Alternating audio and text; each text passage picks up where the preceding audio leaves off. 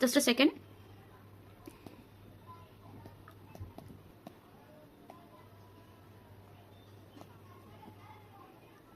Alright, so next will be starting with oogenesis। अब यहाँ पर तक के खत्म हो जाता है मेल रिप्रोडक्टिव सिस्टम पूरा। आगे हम मेल का कब कब इंटरवेनेशन देखेंगे, जब हम पढ़ेंगे फर्टिलाइजेशन। अब यहाँ पर oogenesis मतलब फीमेल रिप्रोडक्टिव सिस्टम जो है कैसे वर्क करता है वो हमें समझना है। फीमेल रिप्रोडक्टिव सिस्टम में हमने देख लिया ओवरीज होती है। अब ओवरीज जो है वो प्राइमरी सेक्स ऑर्गन है। प्राइमरी सेक्स ऑर्गन उसे क्यों कहा गया, बिकॉज वो प्राइमरीली या फिर प्रीडोमिनेंटली इन्वॉल्व होती है in production of the ovum which is the female gamete. समझ में आया कि फीमेल गैमेट जो ओवम है वो मेनली किधर से प्रोड्यूस हो रहा है, ओवरी से हो रहा है। oogenesis में ऊ का मतलब आपको लेना है ओवम, और genesis as I said 100 times में बोल चुके हो अब तक के, फॉर्मेशन या फिर प्रोडक्शन, इसको हम कह देंगे जेनेसिस। तो यहाँ पर हम बेसिकली क्या प्रोड्यूस करना चाहते हैं, ओवम प्रोड्यूस करना चाहते हैं। अब स्टार्ट करते हैं यहाँ पर कहानी फ्रॉम द वेरी बेसिक। जब जो फीमेल की हम ठीक है oogenesis की बात कर रहे हैं, सपोज करते हैं 19 ईयर ओल्ड फीमेल है, कोई गर्ल है कोई, ठीक है, तो इसका oogenesis कब स्टार्ट हुआ रहेगा, इसके फीटल लाइफ में जाओ। फीटल लाइफ में मतलब जब ये खुद मदर की वोम्ब में थी, ठीक है, कहां पर थी ये, in the womb of mother,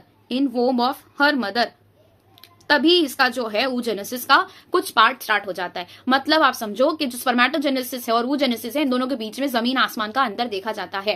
difference number 1 कि स्टार्ट कब होता है, स्पर्मेटोजेनेसिस स्टार्ट होता है at the age of puberty, जब भी प्यूबर्टी आती है, लेकिन oogenesis स्टार्ट होता है in the foetal life itself. Once they have decided कि ये फीमेल फीटस रहेगा, तो उसके सर्टेन मंथ्स के बाद में उसके जो रिप्रोडक्टिव सिस्टम है उसके अंदर oogenesis का पार्ट स्टार्ट हो जाता है। मतलब क्या होगा, यहाँ पर भी क्या होते हैं, फीमेल जर्म सेल्स होते हैं, जिसको हम कह देंगे oogonia। तो बहुत सारे क्या होते हैं, oogoनियाज होते हैं, बहुत सारे oogoनियाज होते हैं। वो oogonia जो होते हैं वो one and the final time बनते हैं, one and last time, first and last time इसको क्या कह सकते हो, फर्स्ट और लास्ट टाइम ये बनते हैं। फर्स्ट एंड लास्ट टाइम ये जो है फीमेल की ओवरीज के अंदर बनते हैं। फीमेल कहां पर प्रेजेंट है, खुद फीटल लाइफ में है वो अभी, ठीक है, अभी तक वो प्यूबर्टी क्या, वो बर्थ भी उसका हुआ नहीं है, वो खुद फीटल लाइफ में, तो उसके पास में बहुत सारे oogonia आ गए। oogonia क्या है, जिस तरीके से मेल जर्म सेल्स वहां पर थे वैसे ही oogonia यहाँ पर प्रेजेंट है। उसको हमने स्पर्मेटोगोनिया कह दिया था, इसको हमने oogonia कह दिया, ठीक है। अब ये जो oogonia है बेसिकली, इसके अंदर क्या हुआ, ये जो है बहुत सारे लार्ज क्वांटिटी में प्रेजेंट थे। अब इसके अंदर है ना मियोसिस 1 का सिर्फ प्रोफेस 1 हुआ है, ठीक है, प्रोफेस 1 यहाँ पर होता है और यहाँ पर ये अरेस्ट हो जाता है। Arrest at the stage, arrest मतलब स्टॉप हो जाना, यहाँ के स्टेज पर आने के बाद में सिर्फ प्रोफेस 1 हुआ है। हमारे पास मियोसिस 1 में भी वही है, प्रोफेस 1, मेटाफेस 1, एनाफेस और टीलोफेस 1, ठीक है। तो उस तरीके से जो प्रोफेस 1 था ना, सिर्फ उतना उसने कवर किया और बस वहां पर जाके उसको रुका दिया गया, वहां पर वो रुक गई। तो at the stage, which stage, कौन सा स्टेज था वो, प्रोफेस 1, यहां से भी क्वेश्चन आ सकता है, राइट। तो प्रोफेस 1 पर वो रुक गई। अब क्या हुआ, उसका बर्थ हुआ, ठीक है। अब eight the time of birth उसके पास में 2 लाख से लेकर 20 लाख तक के क्या मिलते हैं, oogoनियाज मिलते हैं। अब यहाँ पर ये जो oogoनियाज है ना, इसके अंदर कुछ सर्टेन चेंजेस आ गए। प्राइमरी oocyte इसको हम कहेंगे। क्यों प्राइमरी oocyte कहेंगे ये भी आप पहले समझ लो। प्राइमरी oocyte इसको हम कहेंगे, ठीक है, प्राइमरी oocyte कह दो या फिर प्राइमरी फॉलिकल कह दो। ये प्राइमरी फॉलिकल कैसे बन गया, तो वापस पीछे आओ, यहाँ पर जो प्रोफेस 1 पर ये रुक गया था, यहाँ पर रुकने के बाद में इसमें क्या हुआ, ये जो oogoनियाज यहाँ पर प्रेजेंट थे, सपोज करते दिस इज द oogonia, इसके आसपास ठीक है ग्रैन्युलोसा सेल्स की लेयर आ गई। ये किसकी लेयर है, ग्रैन्युलोसा सेल्स की लेयर है, सिंगल लेयर है, ठीक है, layer of granulosa cells, very important. हाँ, ग्रैन्युलोसा सेल्स के यहाँ पर लेयर आ गई। अब यहाँ पर क्या होता है, ये जो पार्ट है ना, यहाँ पर बच्चे कंफ्यूज होते हैं। द थिंग इज कि अंदर जो मेन प्रेजेंट है ना, जो डेवलप हो रहा है, जो oocyte है, उसको हमने कह दिया प्राइमरी oocyte। ये यहाँ पर प्राइमरी, ठीक है, प्रोफेस 1 के अंदर जाके रुक गया, उसको हमने कह दिया प्राइमरी oocyte। लेकिन जो बाहर का ग्रैन्युलोसा सेल का लेयर बना है, इस वजह से अब इस पूरे स्ट्रक्चर को हम क्या कहेंगे, प्राइमरी फॉलिकल कहेंगे। तो मेजर डिफरेंस आपको ये समझना है फॉलिकल और oocyte के बीच में। फॉलिकल है, oocyte है, ठीक है। ये जो oocyte होता है that is the developing ovum, ठीक है। यही आपका क्या होगा, फाइनल जाके ओवम बनेगा। और ये आपके, ठीक है, सेकंड पॉइंट क्या, कि ये रिलीज होगा from the ovary, release from ovaries. जब ओव्यूलेशन होगा, जब भी, तभी कौन रिलीज होता है, ये oocyte रिलीज होता है। वेयरएज फॉलिकल जो होता है, इट इज द स्ट्रक्चर, ठीक है, ऑफ oocyte प्लस क्या आ जाएगा, इसके आसपास का लेयर आ जाएगा, और we can say the covering around the oocyte। ये जो कवरिंग हमने देखी ग्रैन्युलोसा सेल्स की, ये along with the oocyte inside it, ये दोनों स्ट्रक्चर मिला के जो स्ट्रक्चर बनाते हैं उसको हम फॉलिकल कहते हैं। अब ये जो होता है ना फॉलिकल का जो कवरिंग होता है ना, covering, this is not released, this is not release, ये इसके साथ ही रहता है। जैसे फॉलिकल के जो फॉलिकल है बेसिकली, ये कितने भी ग्रैन्युलोसा सेल्स का बन जाए, रिलीज उसके अंदर से क्या होगा, सिर्फ और सिर्फ अपना ओवम रिलीज होगा। तो this is not released from the ovary, ठीक है, फ्रॉम ओवरी। तो ये मेजर डिफरेंस आप लोग को याद रखने हैं, इसके अंदर कंफ्यूज नहीं होना है। अब यहाँ पर ये फॉलिकल प्राइमरी oocyte बन के प्राइमरी फॉलिकल बन के रुक गया। अब ये प्राइमरी फॉलिकल, ठीक है, at the time of birth इसके पास में कितने प्राइमरी फॉलिकल थे फीमेल के पास में? 2 लाख से 20 लाख तक के थे। अब जब तक के प्यूबर्टी आती है ना, प्यूबर्टी जब तक आती है ना, उसके हर थोड़े देर में, ठीक है, बर्थ से लेके प्यूबर्टी तक हर टाइम उसका क्या होता रहता है? फॉलिकल्स डीजनरेट होते रहते हैं। बिकॉज प्यूबर्टी नहीं आई है, मेंसेस स्टार्ट नहीं हुए हैं, तो वो ओव्यूलेट भी नहीं करेगी। ओव्यूलेट नहीं करेगी, दैट मीन्स फॉलिकल्स वहां के वहां ओवरी में रहकर ही डीजनरेट होते रहेंगे। And eight the time of puberty, now this is important, कितने बचते हैं? 60,000 से 80,000 बचते हैं, 80 के 60 के। तो इतने क्या बचते हैं? प्राइमरी फॉलिकल्स इसके पास में बचते हैं। इतने प्राइमरी फॉलिकल्स होते हैं, मतलब इसको जितना भी मेंसेस का होगा वो इसी के अंदर से होगा। Eight the time of puberty इसके पास में कितने आ गए? 60 to 80,000 आ गए। अब प्यूबर्टी जैसी ही आई, मतलब उसका क्या स्टार्ट हो जाएगा? एक तो मेंसेस स्टार्ट हो जाएंगे, दूसरा क्या स्टार्ट हो जाएगा? oogenesis। ठीक है, मेंसेस क्या होते हैं? That is menstrual cycle. Menstrual cycle में 2 चीजें होती है, एक तो oogenesis होता है, दूसरा क्या होता है? Shedding of endometrial lining. तो यहां पर क्या देखा हमने? मेंसेस, ठीक है, that is also called as menstrual cycle. Menstrual cycle के अंदर 2 चीजें आ जाती है, एक आ जाता है oogenesis, दूसरा आ जाता है शेडिंग ऑफ एंडोमेट्रियल लाइनिंग। ठीक है, तो ये 2 अलग अलग प्रोसेसेस है, लेकिन ये एक साथ होते हैं। कैसे होते हैं? साइमल्टेनियसली होते हैं, दैट मीन्स एक साथ होते हैं। फाइन। अब यहाँ पर मेंसेस में क्या हो रहा है? अब इतने फॉलिकल्स हमारे पास में प्रेजेंट है। अब यहाँ पर हम देखेंगे कि टिल द मेंसेस अराइव, मतलब जब तक के oogenesis, प्यूबर्टी तक के oogenesis, प्यूबर्टी तक के क्या होगा? सारे फॉलिकल्स क्या होते रहेंगे? डीजनरेट होते रहेंगे, और प्यूबर्टी पे इतने बचते हैं। जब इतने बचते हैं ना प्यूबर्टी पे, तो इनमें क्या स्टार्ट हो जाएगा? oogenesis स्टार्ट हो जाएगा as soon as puberty hits. ठीक है, मतलब क्या होता है puberty? When you have reached the age of menstrual cycle, when menstrual cycle will start. अब यहाँ पर oogenesis में क्या होगा? oogenesis के अंदर सबसे पहला प्रोसेस oogenesis स्टार्ट करते हैं। फाइन, oogenesis में आपको क्या देखना है? प्राइमरी फॉलिकल हमारे पास में इतने सारे बचे थे। अब इसके पास में ना क्या होगा? एक लेयर बनेगा। ठीक है, एक लेयर बनेगा। सबसे पहले देखो, ये प्राइमरी फॉलिकल है, ठीक है, इसके आसपास सिंगल लेयर था। This is primary follicle. ये कैसा फॉलिकल है? प्राइमरी फॉलिकल है, और ये अंदर क्या प्रेजेंट है? इसके प्राइमरी oocyte प्रेजेंट है। This is the primary oocyte with its nucleus. अब इसके अंदर क्या होगा? एक लेयर बनेगी, किसकी? ग्रैन्युलोसा सेल्स की, और ये कैसा हो जाएगा? सेकेंडरी फॉलिकल कहलाएगा। इनके पास में क्या आ जाएगा? सेकेंडरी फॉलिकल इसको कह देंगे। और एक चीज इसके अंदर आ जाएगी, थीका की लेयर आ जाएगी। तो एक लेयर इनकी थीका की आ जाती है। Theca is nothing but a covering और अ मेम्ब्रेनस कवरिंग। जो मेम्ब्रेनस कवरिंग एक एक्स्ट्रा ऐड हो जाती है, तो इसके अंदर क्या आ जाएगा? मोर ग्रैन्युलोसा सेल्स, और क्या आ जाएगा? And theca. अब दूसरा क्या आ जाता है? Tertiary follicle. ठीक है, इसको हमने क्या कह दिया? We named it as secondary follicle. ठीक है, ये क्या था? This is your primary follicle, फिर सेकेंडरी फॉलिकल बना। अब टर्शियरी फॉलिकल में क्या होगा कि दिस इज योर फॉलिकल, इसके आसपास क्या प्रेजेंट है? ग्रैन्युलोसा सेल्स की लेयर प्रेजेंट है। ठीक है, ग्रैन्युलोसा सेल्स की लेयर प्रेजेंट है इस तरीके से। जस्ट अ सेकेंड, ये सब किसकी लेयर हो गई?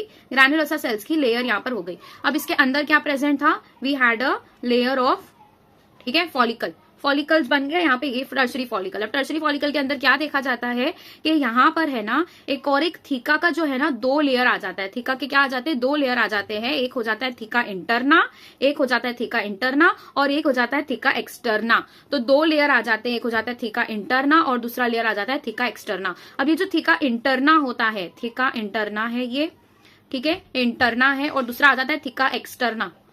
ठीक है, इसके अंदर से जो थीका इंटरना है ना, ये क्या करता है? This layer releases oestrogen. ये क्या रिलीज करता है? ईस्ट्रोजन रिलीज करता है, which is the ovarian hormone.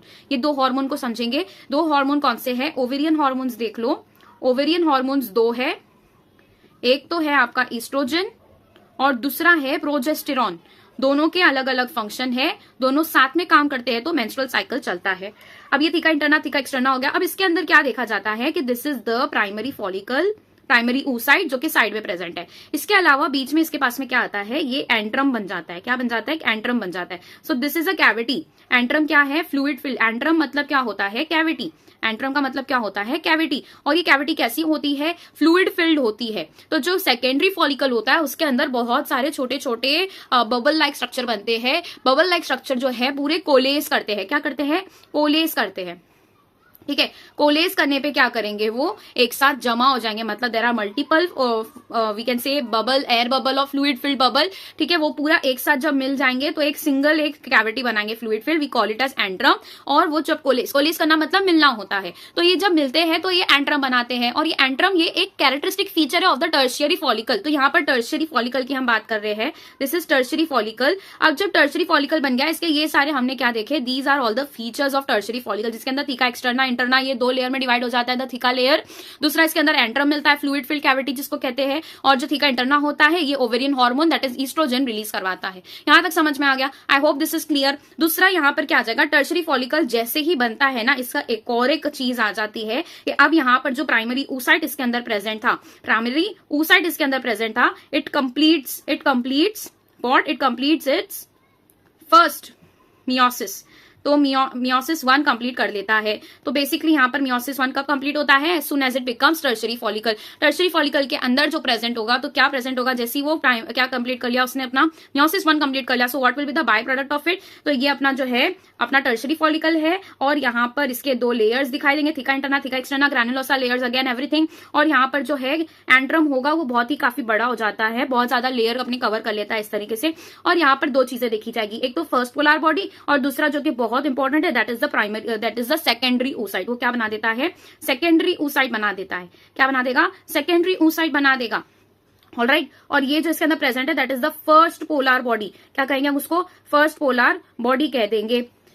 समझ में आया यहाँ तक के, सिंपल है, कुछ भी नहीं हुआ है। अब यहाँ पर जो सेकेंडरी oocyte बना, इसके आसपास एक और एक चीज आ जाती है, ये सेकेंडरी oocyte बन जाता है, इसके आगे और डेवलपमेंट होगा, एंट्रम और बढ़ जाएगा। तो यहाँ पर क्या हो रहा है, बेसिकली हम बात कर रहे हैं अबाउट, ओके। अब यहाँ पर जो है और क्या बढ़ेगा, यहाँ पर एंट्रम का साइज और बढ़ जाएगा, एंट्रम का साइज इंक्रीज हो जाएगा। दूसरा और क्या आ जाएगी, ग्रैनुलोसा के लेयर्स और आ जाएंगे, ग्रैनुलोसा लेयर्स और आ जाएंगे। और क्या आ जाएगा, जोना पेलुसिडा का लेयर आ जाएगा। तो जोना पेलुसिडा ये एक लेयर होती है जो कि किसके आसपास मिलती है, पेलुसिडा लेयर आ जाती है अराउंड oocyte, ठीक है, अराउंड सेकेंडरी oocyte। इसके आसपास क्या मिल जाएगा, सोना पेलुसिडा का लेयर मिल जाएगा। आई hope this is very much pretty clear, okay. यहां तक कुछ भी डाउट नहीं होना चाहिए। तो ये एंट्रम, अब ये जो बना, now this will be called as Graafian follicle. क्या कहेंगे हम उसको, ग्राफियन फॉलिकल कहेंगे, we call it as Graafian follicle. अब ये मेजर होता है, this is the very utmost important होता है बिफोर फर्टिलाइजेशन। तो ये ग्राफियन फॉलिकल बना। अब ग्राफियन फॉलिकल कैसा दिखेगा, देखो ये है तुम्हारा बाहर का लेयर, थीका एक्सटर्ना कह दो इसको, ठीक है।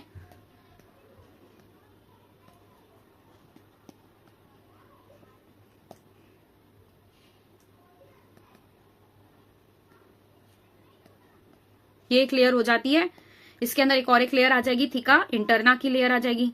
किसकी लेयर आ जाएगी, थीका इंटरना की लेयर आ जाएगी, ठीक है। अब इसके अंदर जो है क्या देखा जाता है, एक तो एंट्रम देखा जाता है, ये एंट्रम बहुत बड़ा सा बन गया है। क्या बन गया, एंट्रम बहुत बड़ा सा बन गया। इसके अंदर फर्स्ट पोलर बॉडी देखी गई है, and the very important that is the, okay, the secondary oocyte इसके अंदर देखा जाता है, ओके। अब यहाँ पर जो है क्या मिलता है, ग्रैनुलोसा का लेयर मिलता है। तो यहाँ पर मैं ग्रैनुलोसा का लेयर बना देती हूँ, ठीक है, ब्लू कलर का होगा वो लेयर। और ये किसको कवर करता है, ऑफकोर्स जो oocyte है ना उसको कवर करता है। जो जस्ट सेकेंड, यहाँ पर जो oocyte है ना इसको कवर करेगा। इसके आसपास क्या आ जाएगा, ठीक है, ये ब्लू कलर का क्या है, दैट इज जोना पेलुसिडा का लेयर आ जाएगा इसके आसपास। So this should be very much clear. ये तुम्हारे आसपास के बहुत सारे ग्रैनुलोसा के लेयर्स यहाँ पर प्रेजेंट होंगे ही, इसको पूरा कवर कर रहे होंगे। ये एंट्रम है जो अभी भी प्रेजेंट है, ठीक है। और ये फर्स्ट पोलर बॉडी है, फर्स्ट पोलर बॉडी है। अब यहाँ पर जो डिवीजन हुआ है मियोसिस 1 में, इसके अंदर एक अनइक्वल डिवीजन हुआ है। कैसा डिवीजन हुआ है, अनइक्वल। मियोसिस 1 में जो दो बनने चाहिए थे वो इक्वल बनने चाहिए थे, लेकिन यहाँ पर एज यू कैन सी एक बड़ा सा बना है और एक छोटा सा फर्स्ट पोलर बॉडी जिसको हमने नाम दिया। ये क्यों ऐसा हुआ, इसका रीजन मेरे को बताओ। ये रीजन ये है कि जो ओवम होगा वो एक ही नंबर में होगा, वी ओनली रिक्वायर 1 ओवम। तो ये दूसरे को अगर हम आधा अपना साइटोप्लाज्म का रेशियो दे दे, तो यहाँ पे आपको ऐसा लिखा हुआ है कि जो साइटोप्लाज्मिक कंटेंट होता है ना वो मेजरली बहुत ही ज्यादा 99% किस में जाता है, मेन ओवम के अंदर, सेकेंडरी oocyte के अंदर जाता है। और फर्स्ट पोलर बॉडी के अंदर साइटोप्लाज्मिक रियली, ठीक है, साइटोप्लाज्मिक जो कंटेंट होता है नियरली 0 होता है, मतलब उसके अंदर साइटोप्लाज्म होता ही नहीं है, वो ऑलमोस्ट न्यूक्लियस ही होता है। तो हमें बेसिकली क्या करना था, इसके पीछे जो मोटिव था वो ये था कि इसके पास में ज्यादा से ज्यादा साइटोप्लाज्म रहे, ज्यादा से ज्यादा ऑर्गेनल्स रहे जिसको वो न्यूट्रिशन प्रोवाइड कर सके। और इसका अभी हमें काम नहीं है, जब हमें फर्स्ट पोलर बॉडी का कोई काम ही नहीं है आगे, इसका कोई रोल ही नहीं नहीं है, ठीक है, तो उसका क्या करना है, फिर उसको न्यूट्रिशन देकर वेस्ट नहीं करना है। उस न्यूट्रिशन को, साइटोप्लाज्म में न्यूट्रिशन होता है, वो न्यूट्रिशन हमें वेस्ट नहीं करना है। तो यहाँ पर इसका यही रीजन है कि यहाँ पर जो है साइटोप्लाज्म कंटेंट 0 क्यों होगा, ठीक है, ये इसका रीजन है। और इसके अलावा इसका आपको फर्स्ट पोलर बॉडी का कोई that what do we call the कुछ ऐसा फंक्शन है क्या, तो इसका कुछ भी फंक्शन होता है कि पता नहीं है, बिल्कुल ही यूजलेस बॉडी होता है, ऐसा समझा गया है, ठीक है। अब यहाँ पर जो दो चीज बनी, फर्स्ट पोलर बॉडी और जोना पैलिस्टिडा के साथ में जो लेयर बन गया, अब ये हो गया तुम्हारा सेकेंडरी oocyte कंप्लीट। यहाँ पर ग्राफियन फॉलिकल वो बन चुका है। अब यहाँ पर जब वो ग्राफियन फॉलिकल बन गया है ना, अब उसका काम क्या बचता है, बस उसे ओवरी से निकलना है। तो ये जो प्रोसेस होगा, इसके आगे क्या देखा जाएगा, दैट इज, इसके आगे जो देखा जाता है that is called as ovulation. Ovulation क्या होता है, ovulation is release of ovum from ovary. Ovary से रिलीज करवा दिया हमने ओवम को, that we named it as ovulation, ठीक है। अब यहाँ पर क्या हो गया, ठीक है, ओव्यूलेशन हो गया। अब यहाँ पर सिंपल सा मैं ये एक पूरा आपको बता देती हूँ। ये आपकी जो है मेड्युलरी रीजन है, जहाँ पे मैंने बताया था क्या प्रेजेंट होता है, ब्लड वेसल प्रेजेंट होता है। ये आपका कॉर्टेक्स का रीजन है, ये भी मैंने बताया था। अब यहाँ पर देखो ब्लड वेसल्स, जो ब्लड वेसल्स क्या कर रही है, बेसिकली न्यूट्रिशन प्रोवाइड कर रही है टू द डेवलपिंग फॉलिकल्स। अब ये जो प्राइमरी फॉलिकल है, इसके आसपास आपको ग्रैनुलोसा सेल का लेयर दिखाई दे रहा है। अब ये आगे जाके क्या बना देता है, सेकेंडरी फॉलिकल। सेकेंडरी फॉलिकल के अंदर क्या डिफरेंस होता है, खाली कि ग्रैनुलोसा सेल्स का जो लेयर होता है और ज्यादा कवरिंग आ जाती है। थर्डली अगर आप देखो तो यहाँ पर एक और एक चीज दिखाई दे रही है, बहुत सारे छोटे छोटे बबल लाइक स्ट्रक्चर दिखाई दे रहे हैं। ये एक, ये दो, ऐसे यहाँ पर भी कुछ प्रेजेंट हो गए। ये पूरे कोलेस कर लेते, कोलेस करके मतलब मिल जाते, मर्ज कर लेते और एक बड़ा सा एंट्रम बना देते, कैविटी बना देते, फ्लूइड फिल कैविटी। अब ये जो फ्लूइड फिल कैविटी यहाँ पर मिली है, ये टर्शरी फॉलिकल बना देती है। अब ये जो टर्शरी फॉलिकल है ना, इसके अंदर एक ये बॉडी मिल जाती है और सपोज करते हैं यहाँ पे दूसरी बॉडी मिली है। जो फर्स्ट पोलर बॉडी होती है दैट हैज 0 साइटोप्लाज्मिक कंटेंट, और जो मेन साइटोप्लाज्मिक कंटेंट है वो सेकेंडरी oocyte के अंदर आ जाता है, जो कि 2 प्रोडक्ट बने थे फ्रॉम द प्राइमरी oocyte, ठीक है। टर्शरी फॉलिकल के अंदर क्या चीजें मिलती है, एक तो प्राइमरी सेकेंडरी oocyte मिलता है। सेकेंडरी oocyte मिलता है क्योंकि वो किधर से डिवाइड हुआ है, प्राइमरी oocyte में से जो डिवाइड हुआ है, वो डिवाइड हुआ मियोसिस 1 करके और सेकेंडरी oocyte उसने बना दिया। तो यहाँ पर क्या कंप्लीट हो गया, मियोसिस 1 कंप्लीट हुआ है। क्या दो चीज मिली है, फर्स्ट पोलर बॉडी मिला है और दूसरा we got at secondary oocyte हमें मिल गया है। अब यहाँ पर क्या हुआ, ये कैविटी थी, यहाँ पर और ग्रैनुलोसा का लेयर आपको दिखाई दे रहा है और एकदम प्रोमिनेंटली दिखाई दे रहा है, और कैविटी क्या हो गई, और ज्यादा बढ़ गई, मेजर उसने हिस्सा कवर कर लिया है। और ये जो ओवम, जो सेकेंडरी oocyte है बेसिकली, वो भी डेवलप हुआ और फर्स्ट पोलर बॉडी का कुछ रोल नहीं है उसके अंदर। अब ये ग्राफियन फॉलिकल जैसे ही बन जाता है, उसका क्या हो जाता है, ओव्यूलेशन हो जाता है, और जो रिलीज पार्ट है उसको हम कह देते हैं ओवम। अब यहाँ पर जो बचा था ना फॉलिकल का part, now this is important कि यहाँ पर ये पूरा एंट्रम है, ये पूरा रीजन है, ये ग्रैनुलोसा सेल्स का रीजन है, दिस ग्रैनुलोसा सेल्स का रीजन, ये सब का क्या काम है, ये सब का क्या काम है। तो यहां से हमने ये पार्ट को निकाल दिया, जो बाकी का बचा हुआ पार्ट है ना, ये पूरा क्या बना देता है, कॉर्पस लूटियम बना देता है। क्या बना देता है, कॉर्पस लूटियम, ठीक है। अब ये जो कॉर्पस लूटियम है ना, ये थोड़ा सा और डेवलप हो जाएगा। खाली फॉलिकल है वो क्या है, अपना ग्राफियन फॉलिकल का रेमिनेंट है। ग्राफियन फॉलिकल के अंदर क्या था, सेकेंडरी oocyte था, जो कि रिलीज हो गया। अब वहां पर जो उसका रेमिनेंट है ना, that is the Graafian follicle का ग्रैनुलोसा सेल्स हो जाते हैं, एंट्रम हो जाता है, व्हाटएवर, वो पूरा एज इट इज रहता है और थोड़ा सा डेवलप हो जाएगा। अब ये जो डेवलप हो गया ना, इसको हमने कॉर्पस लूटियम कह दिया है। ये कॉर्पस लूटियम अच्छा खासा डेवलप, यहाँ पे दिखाई दे रहा होगा आपको, ये कॉर्पस लूटियम अच्छा खासा डेवलप हो गया। अब इसका काम क्या है, इसको डेवलप क्यों किया हमने, इट रिलीजेस प्रोजेस्टेरॉन। क्या रिलीज करवाता है ये, प्रोजेस्टेरॉन। अब इसका रोल क्या है, ये हम मेंस्ट्रुअल साइकिल में देखेंगे। प्रोजेस्टेरॉन अनदर ओवेरियन हार्मोन है, जो 2 हार्मोन मैंने बताए थे। एस्ट्रोजन कहां से हुआ था, from theca interna in the tertiary follicle. Progesterone कहां से हो रहा है, from corpus luteum after ovulation, ठीक है। यहां तक समझ आ गया है। अब हम बात करते हैं अबाउट दोनों में डिफरेंस क्या है। oogenesis आपको यहां तक समझ में आ गया। oogenesis में हमको खाली ओवम फॉर्म कराना था। उसके बाद में जो प्रोसेस छोटा सा हमने देखा, ओव्यूलेशन। ओव्यूलेशन में क्या हुआ, अपने जो ओवरीज थी उसके अंदर से बाहर क्या निकला, ओवम निकला, उसको हम ओव्यूलेशन कहते थे। जिस तरीके से स्पर्मिएशन था, कहां से निकला था, वो सेमिनिफरस ट्यूब्यूल से रिलीज हुआ था, वेल डेवलप्ड स्पर्म। वैसे ही यहाँ पर भी ओवम जब डेवलप हो जाता है तो वहां पर स्पर्मिएशन नाम था, यहाँ पर ओव्यूलेशन नाम है। I hope that is clear. Okay, अब कॉर्पस लूटियम जो है ना, वो प्रोजेस्टेरॉन रिलीज करता है। अब ये प्रोजेस्टेरॉन का क्या काम है, हम मेंस्ट्रुअल साइकिल में देखेंगे। नेक्स्ट कम्स यहाँ पर डिफरेंस, आपको जो टेक्स्ट बुक के अंदर दिया है बहुत इंपॉर्टेंट है, आपको समझना जरूरी है। सबसे पहले ये फीटल लाइफ है, ये एट प्यूबर्टी है, पहला मेजर डिफरेंस समझ में आया। प्यूबर्टी पे स्पर्मेटोगोनिया यहाँ पर बने थे और वो डिवाइड होना स्टार्ट हुए थे। वेयर एज फीटल लाइफ में जब वो उसका खुद का कॉन्शियसनेस उसको नहीं होता है, जब वो खुद बर्थ नहीं हुई है, बॉर्न नहीं हुई है, तभी उसके क्या बन गए, उगोनियाज बन चुके थे उसके खुद के ओवरी के अंदर। वहां पर माइटोसिस डिवीजन होता है, प्राइमरी oocyte बनाता है। अब ये माइटोसिस से डिफरेंशिएशन करके, ठीक है, क्या बना दिया, प्राइमरी oocyte बना दिया। और जो अगर आप फीटल लाइफ में देखोगे तो टिल बर्थ, यहाँ पर ये कहां पर प्रेजेंट है, टिल बर्थ ये जो बर्थ है ना, जब तक इसका बर्थ हुआ है ना, तब तक ये कहां पर था, प्राइमरी oocyte के फॉर्म में था। प्राइमरी oocyte में भी कौन से फेज पर अरेस्टेड था, प्रोफेज 1 पर अरेस्टेड था, मतलब स्टॉप किया हुआ था। यह हमने बात कर दी at the time of birth. Prophase 1 पर रुका हुआ है और उसने क्या बना दिया है, प्राइमरी फॉलिकल बना दिया है। दिस इज 1 प्राइमरी oocyte, एक प्राइमरी oocyte हमने लिया।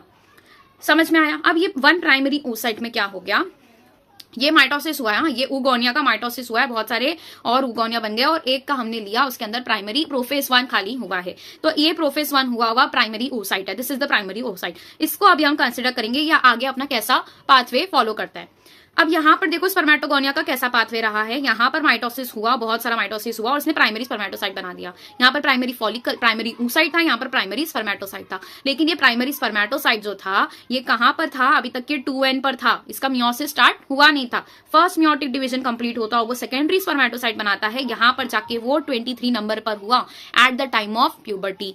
यहाँ पर क्या हो रहा है, टिल बर्थ ये कहां पर है, प्राइमरी फॉलिकल में है, प्राइमरी oocyte में ही है, लेकिन उसका फर्स्ट मियोटिक डिवीजन स्टार्ट हो चुका है जो कि प्रोफेज 1 पर रुका हुआ है। यहां पर कब हुआ, वो प्राइमरी स्पर्मेटोसाइट बनने के बाद हुआ मियोसिस। यहां पर जो प्राइमरी oocyte है itself it is in the middle of the meiosis 1। ठीक है, अब यहां पर जैसे वो प्यूबर्टी पे रीच करता है ना, इसके क्या हो जाएगा, मियोसिस 1 कंप्लीट हो जाएगा, फर्स्ट पोलर बॉडी मिलेगी और सेकेंडरी oocyte मिलेगा। ठीक है, अब यहां पर इसका क्या हो जाएगा, नंबर डिक्रीज हो जाएगा इनटू n। समझ में आया? मियोसिस 1 अभी कंप्लीट हुआ। अब यहाँ पर देखो जो सेकेंडरी स्पर्मेटोसाइट था, ये सेकेंडरी स्पर्मेटोसाइट के अंदर भी क्या मिल रहा है, n मिल रहा है। अब यहाँ पर क्या होगा, मियोसिस 2 भी फटाफट से कंप्लीट हो जाएगा, वो स्पर्मेटिड बना देगा। और यहाँ पर as you can see spermatid का स्ट्रक्चर कैसा है, नॉर्मल सेल की तरह है। इधर पे क्या हुआ, डिफरेंशिएशन हुआ, यहाँ पर कोई डिफरेंशिएशन नहीं देखा जाता है। So this is the question that has come in your previous years. NEET के पेपर में जाके देखो, ये क्वेश्चन आया है कि what are the differences in the oogenesis and the spermatogenesis. तो यही डिफरेंस है कि जब मियोसिस होता है, मियोसिस के बाद में स्पर्मेटोजेनेसिस में डिफरेंशिएशन होता है to give a definite shape. लेकिन यहाँ पर डेफिनिट शेप उसे नहीं देना है, वो वैसा ही ओवम सर्कुलर पहले भी था, अभी भी वैसा ही है। ठीक है, तो स्फेरिकल ही रहेगा, तो ओवम के अंदर डिफरेंशिएशन नहीं होता है, यहाँ पर डिफरेंशिएशन होता है और ये फाइनल अपने ठीक है शेप्स में आ जाता है। अब यहाँ पर क्या हुआ, ये यहाँ पर रुक गया, ये सेकेंडरी oocyte यहाँ पर रुक गया till the time of fertilisation. समझ में आ रहा है? अभी वो कितनी भी लड़की जो है, फीमेल जो है, वो कितनी भी बड़ी हो जाए, जब तक ये फर्टिलाइजेशन नहीं हो रहा है, she will only have the secondary oocyte। ठीक है, यहाँ पर जो सेकेंड मियोसिस 2 है ना, मियोसिस 2 कब कंप्लीट होगा, एज सून एज इट ठीक है अंडरगोज फर्टिलाइजेशन। जैसे ही फर्टिलाइजेशन होने वाला होता है वैसे ही क्या हो जाएगा, मियोसिस 2 कंप्लीट हो जाएगा और सेकेंड पोलर बॉडी रिमूव हो जाएगी और ओवम बन जाएगा। तो समझ में आया आप लोगों को? जब तक कि ओवम मतलब यहाँ पर जो है एक आपका क्या प्रेजेंट है, सपोज करते हैं सेकेंडरी oocyte प्रेजेंट है, सेकेंडरी oocyte प्रेजेंट है और यहाँ पर स्पर्म आया है।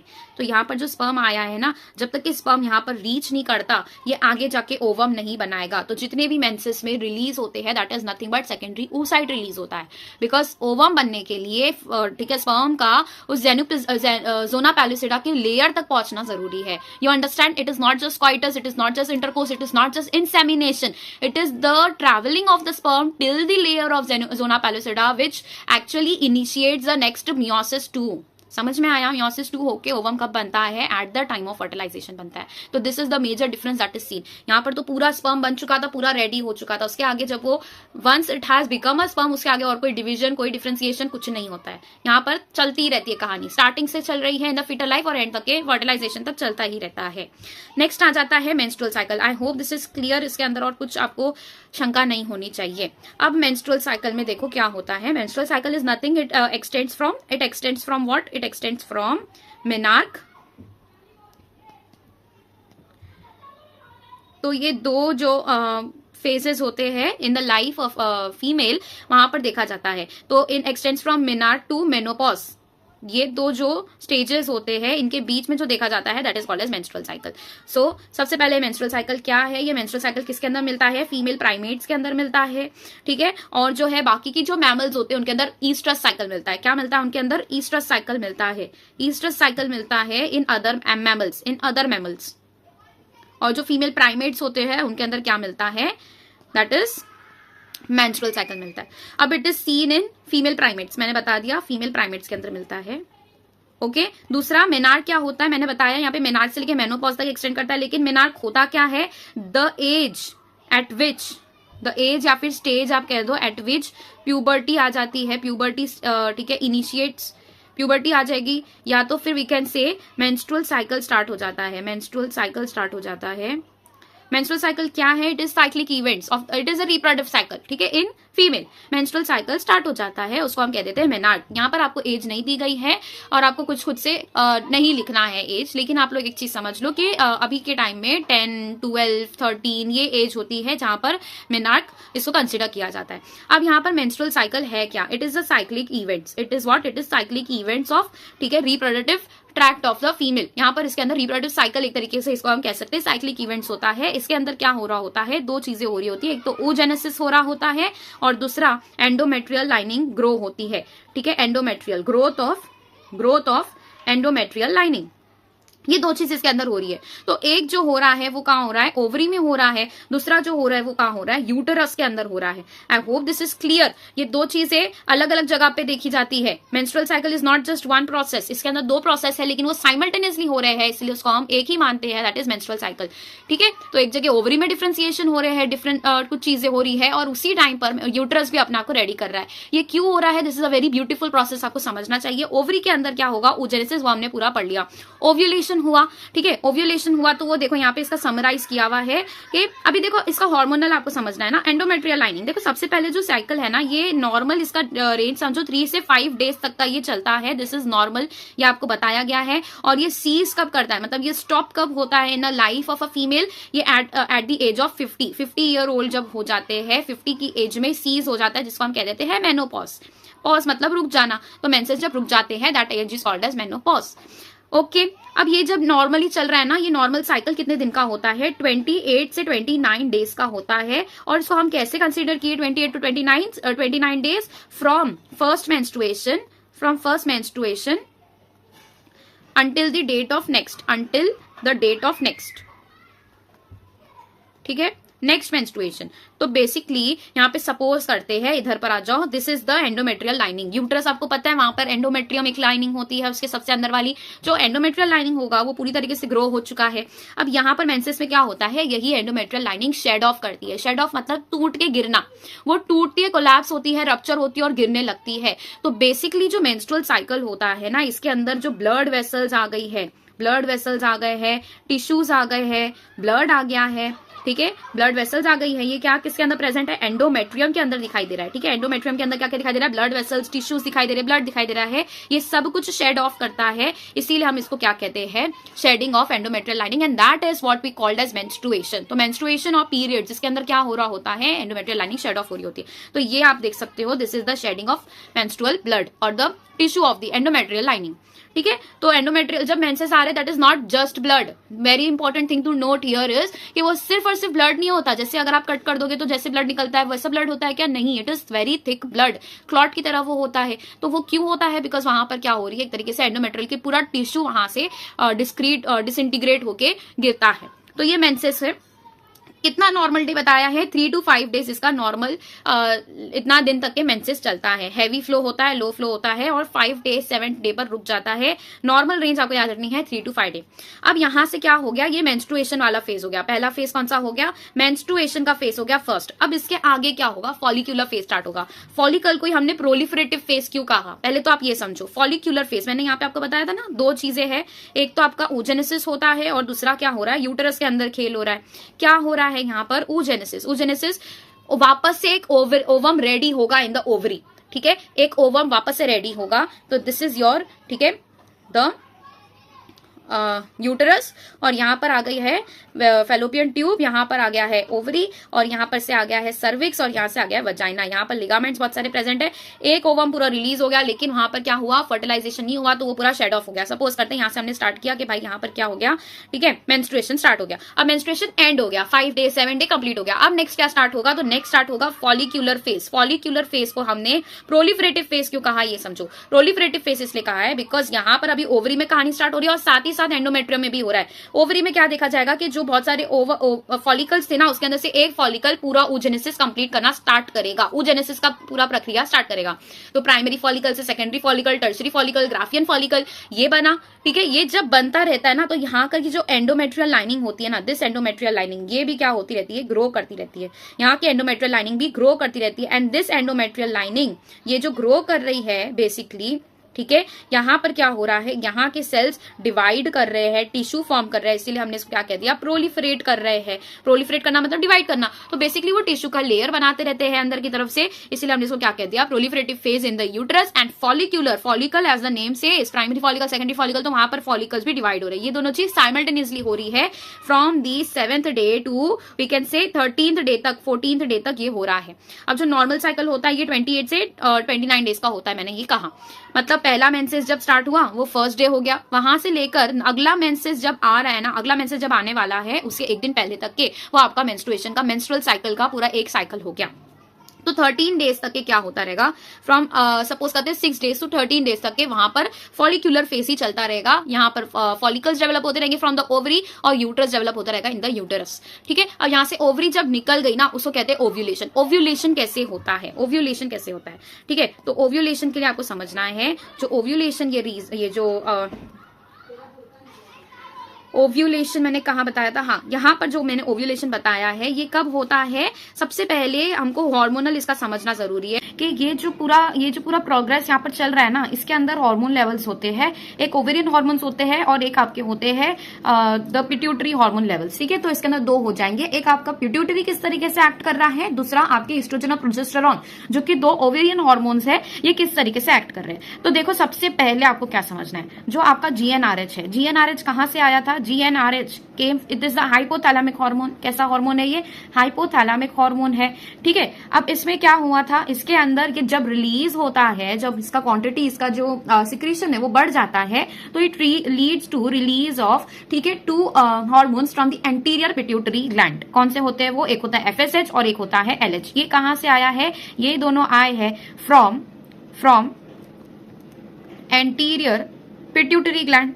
कहां से आए हैं, anterior pituitary gland.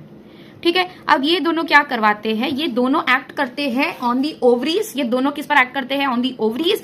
And what, ये जो है स्पेशली एक्ट करता है ऑन योर ओवरीज। ओवरीज के अंदर जो भी चीजें प्रेजेंट है, लाइक ओवम हो जाता है, फॉलिकल्स हो जाते हैं, इस पर।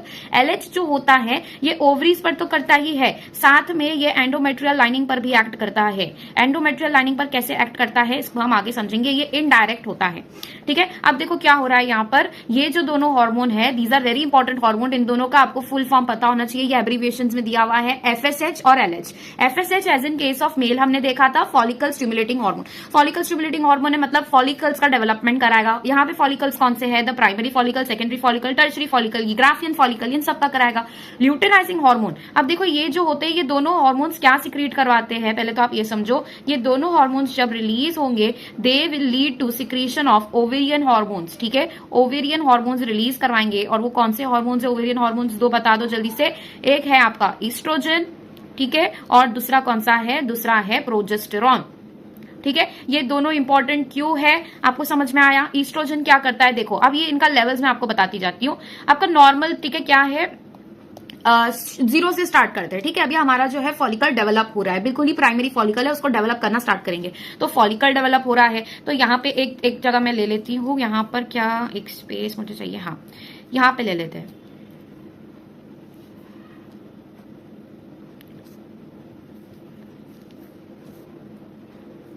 ठीक है, यहाँ पे समझते, देखो आपके ओवरीज डेवलप हो रहे हैं। ठीक है, ये पहला क्या है, ये बहुत ही छोटा सा प्राइमरी फॉलिकल है, इसके अंदर प्राइमरी फॉलिकल इसका प्रेजेंट है। इसके बाद में ये बना देता है सेकेंडरी फॉलिकल। ठीक है, तो सेकेंडरी फॉलिकल में क्या हो जाते हैं, ऑर्गेनुलोसा सेल्स के लेयर्स ऐड हो जाते हैं, और अपना नॉर्मल ओवम जो प्राइमरी oocyte है वो उसके अंदर प्रेजेंट होता है। फिर इसके आगे क्या होगा, ये जो टर्शरी फॉलिकल में कन्वर्ट हो जाता है, इसके अंदर क्या आ जाते हैं, थीका के लेयर्स आ जाते हैं, और इसके अंदर एंट्रम बनता हुआ दिखाई देता है। और ये हमारा क्या है, ठीक है, एक तो प्राइमरी सेकेंडरी oocyte हो जाता है, और दूसरा उसके साथ में क्या आ जाता है, फर्स्ट पोलर बॉडी आ जाती है, और इसके आसपास हमें क्या मिलता है, थीका के लेयर्स मिलते हैं। तो ये हमने टर्शरी फॉलिकल बना दिया। चौथे पे क्या होगा कि पूरा ग्राफियन फॉलिकल डेवलप हो चुका होता है, काफी मोटा और बड़ा सा मोटा कवरिंग इसके पास में आ जाता है, ग्रैन्युलोसा सेल्स का, थीका सेल्स का। तो थीका सेल्स का कवरिंग आ जाता है। एंट्रम जो है काफी ज्यादा बड़ा हो जाता है, इसके अंदर एक अपना क्या प्रेजेंट है, पोलर बॉडी प्रेजेंट है, और दूसरा क्या प्रेजेंट है, ओवम प्रेजेंट है। यहां तक समझ में आ गया। अब यहाँ के लेवल्स में अगर हम ओवेरियन हार्मोन्स जो एस्ट्रोजन और प्रोजेस्टेरॉन है वो क्या काम करते हैं। देखो FSH और LH स्टार्टिंग के टाइम पे कैसे होते हैं, बिल्कुल ही डाउन होते हैं, बिल्कुल ही डाउन होते हैं। क्या होता है, जैसे ही टर्शियरी फॉलिकल बना, यहाँ पर इसके आगे क्या होने वाला है इसका, ठीक है, यहाँ पे देखो ये इस तरीके से पूरा क्या हो जाएगा, ब्रेक डाउन हो जाएगा और इसके अंदर से ओवम जो है वो बाहर की तरफ रिलीज हो जाएगा। तो ये पूरे लेयर्स इसके पास में फॉलिकल्स के लेयर्स है, जो थीका के लेयर्स और क्या कौन से लेयर्स है, ग्रैनुलर सेल्स के लेयर्स थे, ये पूरे लेयर्स इसके आसपास में है। लेकिन ये जो है this is your main secondary oocyte जो कि रिलीज हुआ है। तो सेकेंडरी oocyte यहां से क्या हो गया, बाहर की तरफ रिलीज हो रहा है। तो इस केस में अगर हम सबसे पहले देखें तो हमारा जो FSH था वो कैसा था, बिल्कुल ही डाउन था। लेकिन जैसे ही उसको फॉलिकल्स डेवलप करने थे वो थोड़ा सा लेवल उसका बढ़ता जाएगा। LH का काम भी वही है, सेम सिमिलर, ठीक है, LH भी क्या होता रहता है, बढ़ता रहता है। अब यहां पर क्या होता है, जैसे ही, ठीक है, ये नॉर्मल रेंज पे अपने आ जाते हैं, जैसे ही ओव्यूलेशन होने वाला रहता है, they attain a peak level. कैसे आ जाते हैं वो, they attain a peak level, और इसके साथ साथ ये भी जो रहता है काफी इसका इंक्रीज हो जाता है, FSH और LH, ठीक है। दिस इज योर LH, इसको कहते हैं LH सर्ज, इसको क्या कहते हैं, LH सर्ज। और ये जो होता है, ये पीक होता है, इसको हम LH सर्ज कहते हैं। और ये कब होता है, at the time of ovulation. तो ये आपका ओवरी की बात हो रही है, ठीक है। अब यहाँ पर हमने दो हार्मोन्स की बात कर ली।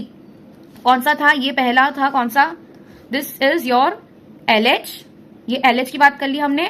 और ये दूसरा कौन सा है, दिस इज योर FSH, ठीक है। अब हम बात करते हैं about estrogen and progesterone. Estrogen का लेवल भी काफी डाउन रहता है और स्टार्टिंग में प्रोजेस्टेरॉन भी काफी डाउन रहता है। ये विद टाइम इंक्रीज होता रहता है और ये अपना पीक लेवल अटेन करता है। यहां तक कि अगर हम प्रोजेस्टेरॉन की बात करें तो प्रोजेस्टेरॉन जो होता है, जस्ट अ सेकेंड, इसको मैं, ठीक है, यहाँ पर जो है ईस्ट्रोजन बढ़ता जा रहा है और ये ईस्ट्रोजन कहां से रिलीज हो रहा है, थीका सेल से भी इंक्रीज हो रहा है, रिलीज होता है और ये अपने पीक लेवल पर आ जाता है यहाँ पर, ठीक है। वही अगर हम प्रोजेस्टेरॉन की बात करें तो प्रोजेस्टेरॉन फॉलिक्यूलर फेज, जो ये वाला फेज है ना, this is your follicular phase. Follicular phase में वो कैसा होता है, बहुत ही अपने नॉर्मल लेवल्स पर होता है। उसके बाद में जैसे ही ओव्यूलेशन होने वाला रहता है उसका भी लेवल क्या हो जाता है, इंक्रीज हो जाता है। तो ये भी इंक्रीज होने लग गया। अब यहाँ पर ये इंक्रीज होके ना इंक्रीज ही रहता है, काफी टाइम तक इंक्रीज ही रहता है, क्योंकि उसे क्या करनी है, एंडोमेट्रियल लाइनिंग फॉर्म करनी है। तो यहां तक कि उसका कुछ काम नहीं था, यहां तक कि उसका कुछ काम नहीं था। कहां तक, देखो ये अपना फॉलिकल का फेस आ गया, यहां पर ओव्यूलेटरी फेस आ गया। अब इसके बाद में क्या होगा, वो ओव्यूलेशन हो जाएगा और जो बचेगा ना, ये जो फॉलिकल बचा है ना यहाँ पर, इसका क्या हो जाएगा, जस्ट अ सेकेंड, ये फॉलिकल मैं बनाती हूँ यहाँ पर ये फॉलिकल का इस तरीके से फॉर्मेशन हो जाएगा of the corpus albicans, corpus luteum, ठीक है। क्या कहेंगे हम इसे, कॉर्पस लूटियम कहेंगे। So this is your corpus luteum, okay. अब ये क्या हो गया, this is your corpus luteum.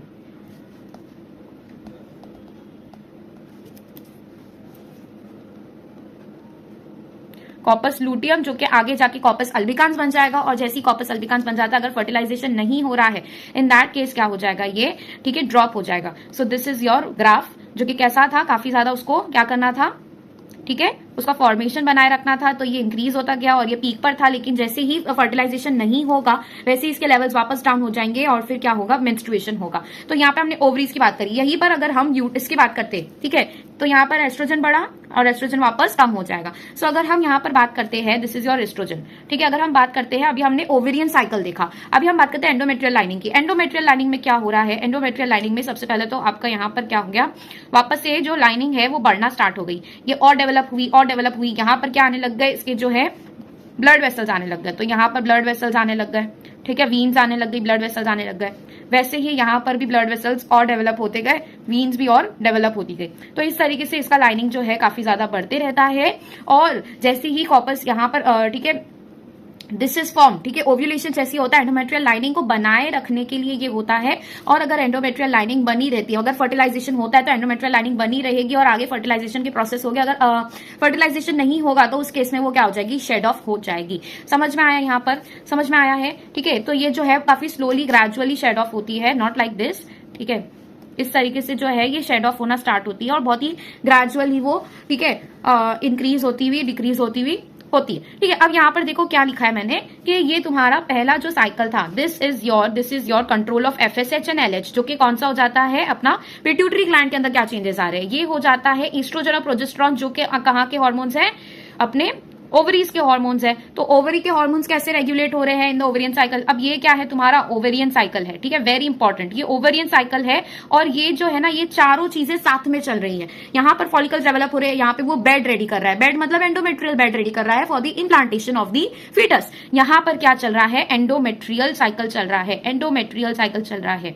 समझ में आया कि ये दोनों चीज कैसे एक साथ चल रही है। अब इसको अगर हम नेमिंग करें तो this is your follicle phase, this is your ovulatory phase, ovulatory phase, ठीक है, ओव्यूलेटरी फेज, और उसके बाद में आ जाता है सिक्रीटरी या फिर लूटियल फेज, इसको क्या कह देंगे हम, ल्यूटियल फेज, ये ल्यूटियल फेज आ जाता है। अब यहाँ पर भी वही होता है, इधर पे फॉलिकल फेज की जगह हम इसको क्या कहते हैं, प्रोलिफरेटिव फेज, क्योंकि क्या हो रहा है यहाँ पर इसका प्रोलिफरेशन हो रहा है, जहां पर एंडोमेट्रियल लाइनिंग बहुत ही तेजी से ग्रो कर दी है, तो प्रोलिफरेटिव फेज कहेंगे। फिर उसके बाद में इसका क्या आ जाएगा, सिक्रीटरी फेज आ जाएगा, ठीक है, जहां पर वो सिक्रीट करेगा अपने सारे ग्लैंड्स और फिर फाइनली, ठीक है, मेंस्ट्रुअल फेज आ जाएगा। तो यहाँ पर सिक्रीटरी फेज आ जाता है और फिर मेंस्ट्रुअल फेज आ जाता है, तो ये सिक्रीटरी फेज हो गया and then comes the menstrual phase, ठीक है। आगे क्या आ जाएगा, मेंस्ट्रुअल फेज आ जाएगा,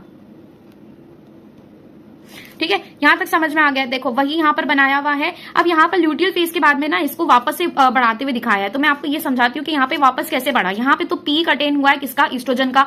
यहाँ पे प्रोजेस्टेरॉन थोड़ा थोड़ा बढ़ना स्टार्ट हो जाता है, ठीक है, जैसे ही ओव्यूलेशन होने वाला रहता है वहां पे प्रोजेस्टेरॉन थोड़ा थोड़ा बढ़ना स्टार्ट हो जाता है, बिकॉज हमें एंडोमेट्रियल लाइनिंग को क्या करना है, बनाए रखना है, इसीलिए पहले से ही प्रोजेस्टेरॉन थोड़ा सा बढ़ना स्टार्ट हो जाता है।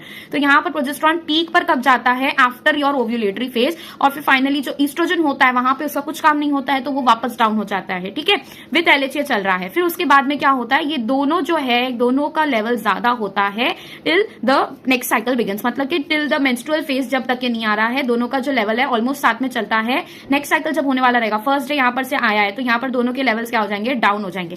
आई होप दिस इज क्लियर। अब यहाँ पर क्या हो गया, देखो एफएसएच और एलएच, ये एफएसएच का लाइन है, एफएसएच भी इंक्रीज हुआ, एलएच भी इंक्रीज हुआ, दोनों का लेवल इंक्रीज होता है at the time of what, eight the time of ovulation. और कौन सा लेवल इंक्रीज होता है, तो अगर आप देखो यहाँ पर किसका लेवल इंक्रीज होगा, ठीक है, तो ये क्वेश्चन आप लोग को आया है कि किस किस के लेवल्स इंक्रीज होते हैं। पहले तो आप देख सकते हो एफएसएच का लेवल इंक्रीज हुआ, एलएच का लेवल इंक्रीज हुआ, उसके साथ साथ ईस्ट्रोजन का भी हुआ। किसका लेवल जो है एलएच सर्च के बाद में इंक्रीज होता है, तो इतना ज्यादा इंक्रीज नहीं होता, ये स्लोली इंक्रीज होता है, ये बाद में जाके जो है एक्चुअल में इंक्रीज होता है ड्यूरिंग द लूटियल फेज। समझ में आ गया आप लोग को। आई होप दिस इज क्लियर। ये मेंस्ट्रुअल साइकिल के अंदर का हार्मोनल साइकिल भी आप लोगों को समझ में आना चाहिए कैसे हो रहा है, दोनों ही चीजें साथ में चल रही है।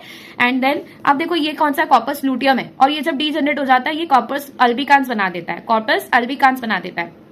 ये एक चीज आप लोग याद रख लो बस, ठीक है। नेक्स्ट आ जाता है मेंस्ट्रुअल हाइजीन। तो आई होप आप लोग को ovarian cycle, endometrial cycle, menstrual cycle ये सब समझ में आ गया है। अब मेंस्ट्रुअल साइकिल के बारे में आप लोग को थोड़ी चीजें दी गई है कि जो मेंस्ट्रुअल साइकिल होता है, अगर ये एब्सेंस होना, एब्सेंस ऑफ मेंस्ट्रुअल साइकिल, ठीक है, is an indicative of pregnancy, मतलब जरूरी नहीं है, इंडिकेटिव है, मतलब वन ऑफ द इंडिकेशंस है कि प्रेगनेंसी हो सकती है, इंडिकेटिव ऑफ प्रेगनेंसी, लेकिन जरूरी नहीं है। अदर कॉजेस क्या हो सकते हैं, अदर फैक्टर्स जैसे कि स्ट्रेस हो जाता है, स्ट्रेस है या फिर पुअर हेल्थ है, तो उन केस में, उन सब केसेस में भी क्या होता है, आपका मेंस्ट्रुअल साइकिल एब्सेंट हो सकता है।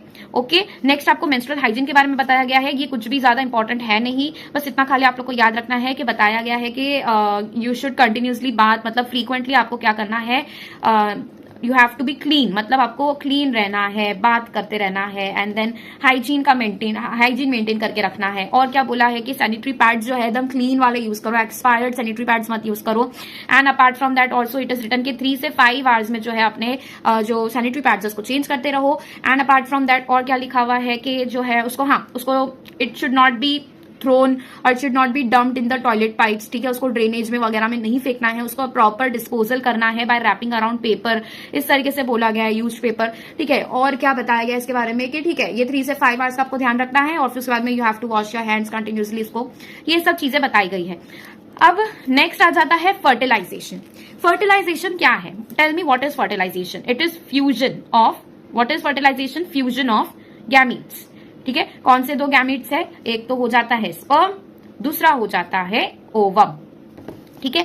अब इसका पाथवे बताना है। सबसे पहले during the time of copulation, what is copulation, copulation is nothing but coitus, उसी के लिए दूसरा नाम क्या यूज किया हुआ है, कॉप्यूलेशन। क्या होता है वहां पर, इंसेमिनेशन होता है। इंसेमिनेशन मतलब release of sperms in the female genital tract, ठीक है। अब वहां पर फीमेल जेनाइटल ट्रैक्ट में वो रिलीज तो हुआ, लेकिन फिर वो कहां से ट्रैवल करता हुआ जाता है, आपको पता है, दिस इज योर यूटरस, ठीक है, इस तरीके से यूटरस मैंने बना दिया है, and this is your fallopian tube, fimbriae, और यहाँ पर ओवरीज बना दी मैंने, ठीक है।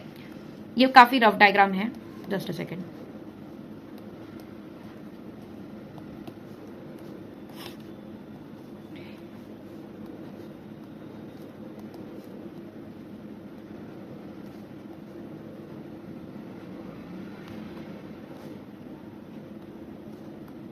ठीक है, यहां तक कि क्लियर है सब कुछ कि ये हमने क्या बना दिया है, ओवरी बना दी है। अब यहाँ पर क्या है, ओवेरियन लिगामेंट्स लगे हुए हैं। ठीक है, अब देखो this is your cervix region और फिर यहां से क्या आ गया है, दिस इज योर वजाइना। कौन सा रीजन है ये, वजाइनल रीजन है। अब यहाँ पर जब स्पर्म, ठीक है, इंसेमिनेशन होता है तो स्पर्म जो है कहां से ट्रैवल करता हुआ जाता है, ये पूरा ट्रैवल करेगा, सर्विक्स को ट्रैवल कर लेगा, ठीक है, और फिर ऊपर और मोटिलिटी के थ्रू ये पहुंचेगा in the uterus, body of uterus तक पहुंचेगा और फिर ऊपर कहां पर पहुंचेगा, ये यूट्रस तक पहुंच गया है और ऊपर तक जाएगा, this is your isthmus region. ये कौन सा रीजन है, इस्थमस। यहां से भी ट्रैवल करता हुआ ये आ जाएगा एम्प्यूलरी रीजन में। कौन से रीजन में आ जाएगा, एम्प्यूला में आ जाएगा। ठीक है, एम्प्यूला मैंने आपको पहले भी बताया है, ये एम्प्यूला का मतलब क्या होता है, which the part of the duct which has wider lumen. तो ये जो एम्प्यूला होता है इसके पास में क्या होता है, वाइडर ल्यूमेन होता है, कुछ इस तरीके का एम्प्यूला होता है। बाकी के अगर लेयर्स इस तरीके से जा रहे हैं तो एम्प्यूला थोड़ा सा वाइडर होता है, बस इतना आपको समझना है। तो ये उसका पाथवे बताया है। तो पहले तो वो कहां से कहां पे ट्रैवल करेगा, समझ में आया, वजाइना से जाते हुए वो कहां पर जाएगा, सर्विक्स में जाएगा, सर्विक्स से फिर वो यूटरस में जाएगा, यूटरस से it will enter fallopian tube, जिसके अंदर पहला तो इस्थमिक रीजन आ जाएगा, इस्थमस, उसके बाद में आ जाएगा एम्प्यूला। तो ये जो प्लेस ऑफ फर्टिलाइजेशन है, दिस इज वेरी इंपॉर्टेंट, यहां से क्वेश्चन आया है। ठीक है, पीवाईक्यूज मैंने जहां पर भी इंपॉर्टेंट मार्कर आया है, आपको इंपॉर्टेंट मार्क करना है, वहां से क्वेश्चन आया है। पीवाईक्यूज जो हमने सॉल्व करके अपलोड कर चुके हैं, वहां पे जाके आप लोग चेक करो। तो वहां पर एम्प्यूला में जाके ये होता है और यहां पर इस तरीके से लिखा हुआ है कि अगर एम्प्यूला में फर्टिलाइजेशन, अगर फर्टिलाइजेशन पॉसिबल कहां पर है, फर्टिलाइजेशन इज पॉसिबल, ठीक है, वेन साइमल्टेनियसली, ठीक है, कब होगा ये, साइमल्टेनियसली क्या हो, साइमल्टेनियसली जो ओवम है, ovum and sperm reaches there, ठीक है, स्पर्म रीचेस देयर। तो हमें पता है कि जो ओव्यूलेशन है वो कौन से डे पर होता है, अगर 28 डेज का साइकिल है तो 14th डे 15th डे के लगभग ओव्यूलेशन हो चुका होगा। और ओव्यूलेशन होने के बाद में ये जो स्पर्म, ये जो ओवम है, ये ट्रैवल करता हुआ इनफंडिब्यूलम, फिम्ब्रिया वगैरह ट्रैवल करते हुए एम्प्यूला तक पहुंचेगा टिल दी डे ऑफ 15। ठीक है, तो 15 तक के वो कहां पर पहुंच जाएगा, till the part of ampulla. ठीक है, तो अब यहां पर क्या हुआ, साइमल्टेनियसली ओवम और स्पर्म ये दोनों ही रीच करेंगे वेयर इट रीचेस एम्प्यूला। जब ये दोनों एक साथ एम्प्यूला में रीच करेंगे तभी फर्टिलाइजेशन पॉसिबल है, अदरवाइज नॉट। क्योंकि अगर वो आगे आ जाएगा तो फिर एंडोमेट्रियल लाइनिंग एक तरीके से डिक्रीज होना या फिर ठीक है डिसइंटीग्रेट होना स्टार्ट हो जाएगी, which will lead to miscarriage. ठीक है, तो ये क्या है, this is possible only when sperm and ovum travels to the ampullary region of the infundibulum simultaneously, मतलब एक साथ। ठीक है, अब समझ में आया यहाँ पे प्लेस ऑफ फर्टिलाइजेशन। तो बेस्ट डे कौन सा है फॉर फर्टिलाइजेशन, फॉर कंसीविंग, तो वो बेस्ट डे हो जाता है अपना ओव्यूलेशन के बाद वाला जस्ट दिन, जो ओव्यूलेशन दिन होता है या फिर ओव्यूलेशन के बाद वाला दिन होता है, that is best for fertilisation. और फर्टिलाइजेशन में होता क्या है, तो मैंने बता दिया आपको, जो एक तरीके से अगर आप देखो क्या हो रहा है यहाँ पर, जब स्पर्म और ओवम मिलते हैं, दिस इज योर ओवम। ठीक है, ये क्या है, ओवम है। यहां पर इसके आसपास किसका लेयर होता है, जोना पैलिसिडा का लेयर होता है। किसका लेयर होता है, जोना पैलिसिडा का लेयर होता है। और क्या होता है इसके आसपास, अगर आप देखो तो कोरोना रेडिएटा के सेल्स होते हैं, कोरोना रेडिएटा प्रेजेंट होता है इस तरीके से। ठीक है, तो ये कोरोना रेडिएटा के सेल्स है और ये क्या करते हैं, इसको पूरी तरीके से कवर करके रखते हैं। अब यहां पर पहुंचा कौन है, यहां पर पहुंचा है स्पर्म। ठीक है, यहाँ पर क्या पहुंचा है, स्पर्म। इसका ये न्यूक्लियस वाला पार्ट है और आगे वी ऑल नो क्या प्रेजेंट है, एक्रोसोम प्रेजेंट है। ये जो एक्रोसोम होता है मैंने आप लोग को बताया था किस चीज के लिए, इसके अंदर क्या होते हैं, एंजाइम्स होते हैं, which is very helpful for at the time of fertilisation. तो अभी आप समझो फर्टिलाइजेशन के लिए ये दोनों इंपॉर्टेंट कैसे है। जैसे ही यहाँ पर पहुंचता है, ठीक है, बहुत सारे स्पर्म्स होते हैं, नॉर्मल काउंट कितना है, 200 से 300 मिलियन स्पर्म्स होते हैं नॉर्मली, जो एक हेल्दी पर्सन की बॉडी से रिलीज होंगे eight the time of ejaculation. तो इतने सारे स्पर्म्स में से कोई एक ही स्पर्म होता है जो ये पूरी रेसिंग को जीतता है, बहुत ज्यादा मोटिलिटी वाला, सबसे ज्यादा विगरस मोटिलिटी दिखाने वाला, पहले कोरोना रेडिएटा को जो है ट्रैवल करेगा और फिर कहां पर पहुंचेगा, जोना पैलिसिडा के पास पहुंचेगा। यहां तक कि क्लियर है, जोना पैलिसिडा तक पहुंचेगा। अब जोना पैलिसिडा के पास जैसे ही पहुंचेगा क्या होगा, वहां पर एक रिएक्शन होता है जिसको हम कहते हैं एक्रोसोमल रिएक्शन। कौन सा रिएक्शन होता है, एक्रोसोमल रिएक्शन। इसके बारे में आपको ए का बी भी नहीं पढ़ना है, सिर्फ इतना पता रखना है कि एक्रोसोम होता है which is responsible for this reaction और ये एक्रोसोम स्पर्म के हेड में प्रेजेंट होता है और ये कुछ से एंजाइम्स रिलीज करवाता है जो कि किसके साथ रिएक्ट करते हैं, जोना पैलिसिडा की लेयर के साथ में रिएक्ट करते हैं। तो ये जोना पैलिसिडा का लेयर है और इसके साथ में कौन रिएक्ट करेगा, ठीक है, एक्रोसोम के एंजाइम्स रिएक्ट करेंगे और वो क्या करेंगे, फिर उसकी वजह से क्या होगा, एक्रोसोमल रिएक्शन जब हो जाता है तो उसके बाद में बाकी के स्पर्म्स जो है it prevents entry of what, entry of other sperms, ठीक है। तो अदर स्पर्म्स जो है उसके अंदर एंटर नहीं कर पाए, इसीलिए क्या हो गया, फिर वहां पर जोना पैलिसिडा के पास में जाके वो रिएक्शन करता है। तो जोना पैलिसिडा के पास मतलब एक तरीके से आप लोग ये समझ लो कि यहाँ पे जोना पैलिसिडा में मैंने आपको बताया था हाइलुरोनिक एसिड प्रेजेंट होता है और एक्रोसोम के अंदर उसका हाइलुरोनिडेज प्रेजेंट होता है। तो यहाँ पर क्या हो रहा है, इन दोनों के बीच में रिएक्शन होता है जिसकी वजह से क्या होता है, बाकी के जो ट्रैप हो जाता है, बेसिकली एक तरीके से अगर आप देखो यहाँ पे दूसरा अगर स्पर्म आ गया ना तो वो ट्रैप हो जाएगा, बिकॉज यहाँ पर ठीक है लॉकिंग हो जाती है, ठीक है, वो ट्रैप हो जाता है। ये क्यों होता है, as a consequence of acrosomal reaction. Main क्या हो रहा है यहाँ पर, रिएक्शन हो रहा है बिटवीन जोना पैलिसिडा और एक्रोसोम, जिसकी वजह से अब ये एंटर कर लिया अंदर, और जैसे ही ये एंटर करता है और साइटोप्लाज्म के अंदर तक जाता है वैसे ही इनके बीच में क्या हो जाएगा, डिवीजन हो जाएगा। किसके बीच में, ओवम के अंदर डिवीजन हो जाएगा and it will give what, अब जो है ये क्या कर देगा, ठीक है, ये जो है फाइनली, ठीक है, एक बॉडी बना देगा जो कि इंपॉर्टेंट ओवम रहेगा और एक क्या आ जाएगा, ठीक है, दैट इज योर, एक ओवम बन जाएगा और एक सेकेंड पोलर बॉडी बन जाएगी। So this is your second polar body. Second polar body कब बनी है, ये बनी है after what, after at the time of fertilisation ये बनी है, और ये क्या है आपका फाइनल ओवम है जो कि कब रेडी मिला है उसे, at the time of fertilisation ovum बनता है। समझ में आया, ये कौन सा प्रोसेस हुआ, यहाँ पर मियोसिस 2 हुआ इनके बीच में, ठीक है, क्या हो गया यहाँ पर, मियोसिस 2 हुआ आफ्टर मियोसिस 2, ठीक है। मियोसिस 1 पे रुकी थी कहानी, मियोसिस 2 का भी कंप्लीट हुआ at the time of fertilisation. यहाँ पर समझ में आया, ये दोनों फिर वहां पे जाके मिल जाएंगे और that will lead to formation of what, that will lead to formation of a zygote, ठीक है। यहाँ पर क्या फॉर्म हो गया, जाइगोट फॉर्म हो गया। जैसे ही जाइगोट फॉर्म हो जाता है वैसे ही आगे के फर्दर प्रोसीजर्स होते हैं। ये जाइगोट का बाहर का सेल मेम्ब्रेन है और यहाँ पे उसके जो है साइटोप्लाज्मिक कंटेंट और वी कैन से पूरा जो पूरा प्लाज्मा मेम्ब्रेन को छोड़ के जो भी बचता है, साइटोप्लाज्म, न्यूक्लियस, ये सब कुछ इसके अंदर आ जाता है। ये दो क्या बना देता है, इस तरीके से बना देता है। अब इसको हम क्या कह देते हैं, ब्लास्टोमियर्स कह देते हैं, क्या कह देंगे हम इसको, ब्लास्टोमियर कह देंगे, ब्लास्टोमियर्स, ठीक है। तो जैसे ही एक तरीके से अगर आप देखो, मैं आपको एक एक्स्ट्रा इन्फॉर्मेशन बता दूं कि जो जाइगोट होता है ना बहुत ही कम देर के लिए होता है। जाइगोट नियरली मतलब ज्यादा देर तक होता ही नहीं है जाइगोट। जैसे ही दोनों का फ्यूजन होता है, जाइगोट बनता है, वैसे ही वो डिवाइड हो जाते हैं और दो सेल्स में कन्वर्ट हो जाते हैं, जिसको हम कह देते हैं ब्लास्टोमियर्स। तो 2 ब्लास्टोमियर्स इसके अंदर बन जाते हैं। अब यहाँ पर क्या होगा, देखो, अब यहाँ पर देखो, how many chromosomes will be there in zygote, 23 थे फ्रॉम फीमेल और 23 थे फ्रॉम मेल। ये दोनों मिल गए हैं, दोनों के अंदर कोई भी तरीके का रिडक्शन डिवीजन नहीं हुआ है। इनफैक्ट वो दोनों मिल जाते हैं और they will all together make what, 46। तो यहाँ पे कितना क्रोमोसोम हो जाते हैं, 46 क्रोमोसोम्स हो जाते हैं, ठीक है। क्लियर है, this is your question from NCERT, इसलिए मैंने यहाँ पे इसको लिख दिया है। आई होप दिस इज क्लियर। तो फर्टिलाइजेशन की कहानी समझ में आ गई, फर्टिलाइजेशन कैसे हुआ। अब सेक्स डिटर्मिनेशन समझ लो, ठीक है। यहाँ पर फर्टिलाइजेशन होता है, आगे हम देखेंगे कैसे क्लीवेज होता है। पहले आप सेक्स डिटर्मिनेशन, आप देखो सेक्स डिटर्मिनेशन में क्या है, कुछ भी नहीं है, आपको समझना है। जो स्पर्म है ना, जो स्पर्म है जो किसकी बॉडी से आया, मेल की बॉडी में से आया हुआ है, उसके 23 क्रोमोसोम्स है, ठीक है। और जो फीमेल है उसके पास में भी कितने क्रोमोसोम्स होते हैं, ठीक है, 23 क्रोमोसोम्स होते हैं। अब जो ठीक है, 2 सेक्स क्रोमोसोम्स कौन से हैं, सेक्स क्रोमोसोम्स बता दो जल्दी से। एक तो वाई क्रोमोसोम होता है, सेक्स क्रोमोसोम्स 2 ही है, एक एक्स क्रोमोसोम और एक क्या होता है, वाई क्रोमोसोम होता है। These are called as what, sex chromosomes, which are responsible for determining the sex of the individual, ठीक है। अब ये एक्स क्रोमोसोम जो होता है, जो फीमेल होती है, ठीक है। अब यहाँ पे बात करते हैं फीमेल के बारे में, यहाँ पे बात करते हैं अबाउट मेल, ठीक है। फीमेल है, ठीक है, और एक मेल है, ये मेल का साइन है, ये फीमेल का साइन है। जो फीमेल होती है इसके पास में एक्स क्रोमोसोम होते हैं और जो मेल होता है इसके पास में XY क्रोमोसोम होते हैं। हम जेनेटिक लेवल पे बात कर रहे हैं, ठीक है। जीन्स के अंदर आपके डीएनए के पास में क्या प्रेजेंट होता है, बेसिकली जो आपका क्रोमोसोम है वो क्या होता है, एक एक्स क्रोमोसोम मिला के क्या बना देगा, फीमेल। अगर 2 एक्स क्रोमोसोम मिल गए तो फीमेल बन जाएगा, अगर एक एक्स और एक वाई क्रोमोसोम मिल गया तो मेल बन जाएगा। अब यहाँ पर eight the time of meiosis, जो स्पर्मेटोजेनेसिस और oogenesis के टाइम पर हो रहा है, 46 क्रोमोसोम्स होते हैं, हर एक के पास में पेयर्स ऑफ क्रोमोसोम्स प्रेजेंट होते हैं। तो अगर सेक्स क्रोमोसोम के पेयर देखे तो या तो XX हो सकता है या तो पेयरिंग किसकी हो सकती है, XY की हो सकती है। XX की अगर पेयरिंग रहेगी तो ऑफकोर्स वो फीमेल बॉडी होगी और XY की पेयरिंग किसके अंदर देखी जाती है, मेल के अंदर देखी जाती है।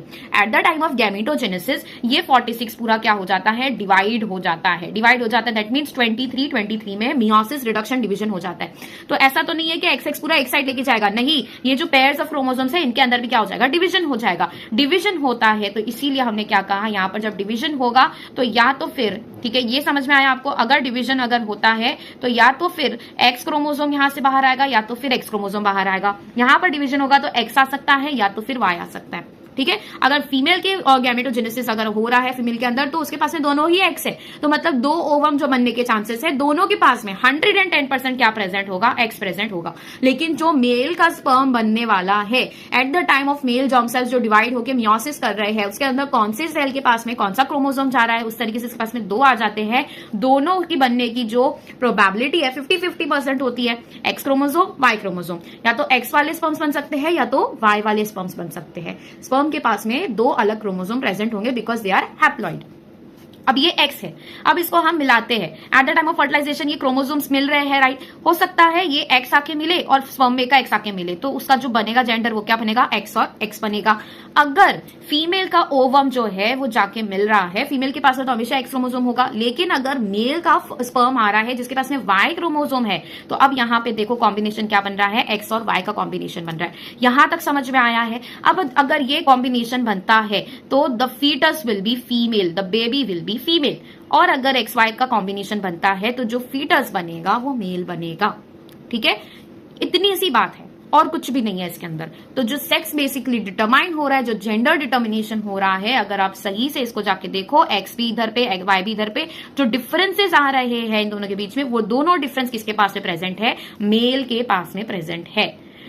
क्लियर है। मेल के पास में क्या होता है, उनका खुद का ऐसा different sperms different chromosomes present होते हैं जो 2 जेंडर के लिए रिस्पॉन्सिबल होते हैं। फीमेल का क्या है, फीमेल होने के लिए मतलब यही है कंडीशन के दोनों क्रोमोसोम एक्स एक्स होना चाहिए इन case of sex chromosomes.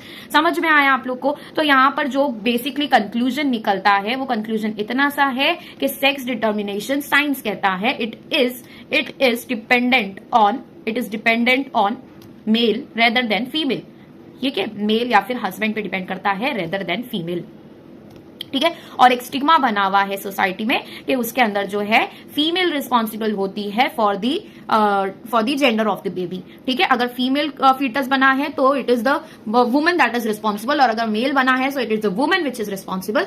No, अगर आप साइंस पे मॉलिक्यूलर लेवल पर जाकर देखो तो आपको सच्चाई समझ में आ जाती है। समझ में आया सेक्स डिटर्मिनेशन। अब आगे क्या हुआ था, यहाँ पर हमने क्या कर दिया था, क्रोमोसोम्स, ठीक है, यहाँ पे जाइगोट फॉर्मेशन हो गया था। अब जैसे जैसे जाइगोट फॉर्मेशन होगा ना, वापस हम आ जाते हैं, अभी तो फीमेल बॉडी के अंदर ही सब होने वाला है।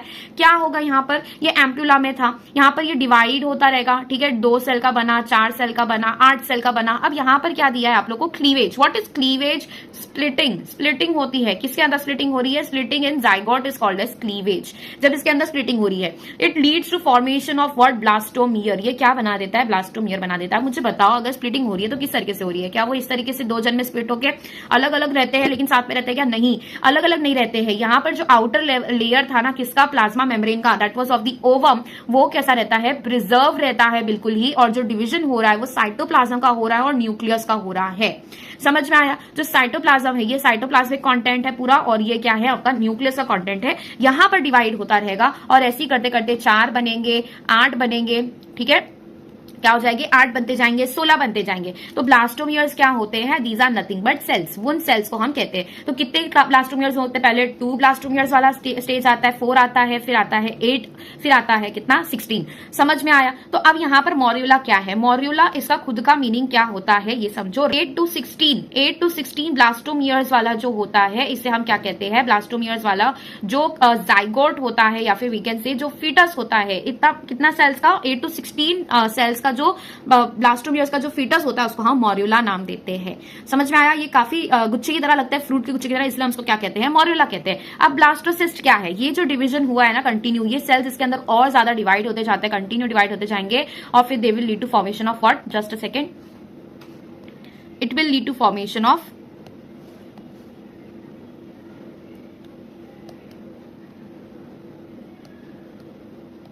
ठीक है। अब इसके अंदर देखो क्या हो रहा है, बेसिकली इसके अंदर जो सेल्स है वो कंटिन्यू डिवाइड होते जाते हैं, डिवाइड हो रहे हैं बहुत सारा। अब ये जो सेल्स है ना ये पूरा एक तरीके से अरेंज हो जाते हैं। कैसे अरेंज हो जाते हैं, बाहर की तरफ एक लेयर आ जाती है, किसकी तरफ, बाहर की तरफ एक लेयर आ जाएगी और एक अंदर की तरफ लेयर आ जाती है इस तरीके से, ठीक है। तो ये अंदर का बन गया है, इसको हम कह देते हैं इनर सेल मास। ये जो रीजन है this is called as what, inner cell mass, inner cell mass. और जो बाहर का है इसको हम कह देते हैं trophoblast. Trophoblast layer. Trophoblast layer, जो बाहर का लेयर बना है, this is called as what, trophoblast layer. और जो बीच में सेल मास बना है उसको हम कह देते हैं इनर सेल मास। और इस पूरे स्ट्रक्चर को हम कह देते हैं blastocyst. Blastocyst, I hope this is clear. तो ब्लास्टोसिस्ट क्या है? It is a structure of what, having structure having what, trophoblast and inner cell mass। ठीक है, जैसे ही ब्लास्टोसिस्ट बनता है ना, वहां पर क्या होगा, ये जाके ब्लास्टोसिस्ट बनता हुआ यहाँ पे पहुंचा। ये बाहर का क्या है प्रेजेंट है इसके पास, वो ट्रोफोब्लास्ट प्रेजेंट है और बीच में इनर सेल मास प्रेजेंट है। अब ये जाएगा and it will get implanted in the body of the in the endometrial lining of the uterus. किसमें जाके इम्प्लांट हो जाएगा? Endometrial lining of the uterus में। तो ये आपकी किसकी एंडोमेट्रियल लाइनिंग थी, ठीक है। और फिर यहाँ पर क्या हुआ, ये जाके यहाँ पर जाके क्या हो जाएगा, इस तरीके से देखो, ये यहां पर जाके क्या हो जाएगा, इम्बेड हो जाएगा। जैसे ही ये इम्बेड हो जाता है, अब क्या होगा, ये जो एंडोमेट्रियल लाइनिंग है ना यहाँ पर प्रेजेंट है, ये एंडोमेट्रियल लाइनिंग इसको ऊपर से कवर करना स्टार्ट कर देगी, इस तरीके से कवर करना स्टार्ट कर देगी। तो अंदर की तरफ क्या प्रेजेंट है हमारा, ठीक है, ब्लास्टोसिस्ट प्रेजेंट है और वो जाके क्या हो गया, अंदर जाके इम्बेड हो गया। नाउ दिस पर्टिकुलर कंडीशन, इसको हम क्या कह देते हैं, इम्प्लांटेशन। तो समझ में आया व्हाट इज इम्प्लांटेशन। इम्प्लांटेशन के लिए सबसे पहले उसको डिवाइड होना जरूरी है। वो मॉड्यूलर स्टेज पे जाएगा, जिसको हम 8 to 16 सेल वाला स्टेज कहते हैं। वो आगे जाके और डिवाइड करेगा और एक फॉर्म में अरेंज हो जाएगा, जिसको हम कहते हैं ब्लास्टोसिस्ट। उसके अंदर ट्रोफोब्लास्ट होता है और एक इनर सेल मास होता है और वो जाके फाइनली इम्बेड हो जाएगा in the wall of the uterus, that is the inner lining, that is called as endometrium. और वहां पे जाके वो जब इम्बेड हो जाएगा तब हम उसे कहेंगे इम्प्लांटेशन। और जब वो इम्बेड हो जाता है then it is also called as what, pregnancy. उस केस को हम क्या कह देंगे यहां पर, अब ये जो वुमन है नाउ शी इज प्रेग्नेंट, ठीक है, प्रेगनेंसी, ठीक है। So what is pregnancy after implantation, what ever is the condition, the condition after implantation. After implantation जो हो गया उस कंडीशन को हम कह देंगे प्रेगनेंसी। समझ में आ गया। अब यहां पर जो है आपको समझना है, जैसी जैसी ये इम्प्लांट हो गया, अब यहां पर इसका डेवलपमेंट कराना है। डेवलपमेंट में क्या है, सबसे पहले एम्ब्रियोनिक डेवलपमेंट, ठीक है। तो अभी प्रेगनेंसी में क्या होगा, बेसिकली जो यूट्राइन लाइनिंग थी, ठीक है, यहां पर आ जाओ, ये यूट्राइन लाइनिंग यहां पर प्रेजेंट थी इस तरीके से, ठीक है। और ये जो यूट्राइन लाइनिंग थी बेसिकली इसमें क्या हो रहा था, इसके अंदर जो है डिवीजन होना स्टार्ट होगा। और वैसा ही डिवीजन जो है किसके अंदर देखा जाता है, the same division is seen in here also, in this trophoblast also. वो ट्रोफोब्लास्ट भी क्या करता रहता है, डिवाइड होना स्टार्ट कर देगा। सो यू कैन सी यहां पर अगर मैं क्या बना देती हूँ, अपना डेवलपिंग फीटस बना रही हूँ, ठीक है। इसके आसपास किसका लेयर है, ट्रोफोब्लास्ट का लेयर है। तो ये डिवाइड होना स्टार्ट हो जाएगा और यहाँ पर किसका लेयर प्रेजेंट है, यहाँ पर लेयर प्रेजेंट है एंडोमेट्रियम का, ठीक है। ये किसका लेयर है, एंडोमेट्रियम का। यहां से भी इसको इसने कवर कर दिया है। अब यहाँ पर क्या होगा, यहाँ पर से जो इसको बांध के रखा है, इसको बांध के रखने का काम है, वो बेसिकली कब होता है, जब यहां से एक इंटरडिजिटेशन बनने स्टार्ट हो जाते हैं और ये किसके अंदर जाते हैं, इन द एंडोमेट्रियल लाइनिंग। अब यहां पर अगर आप देखो तो ये रीजन जो है, this is the region of what, endometrium. इधर पे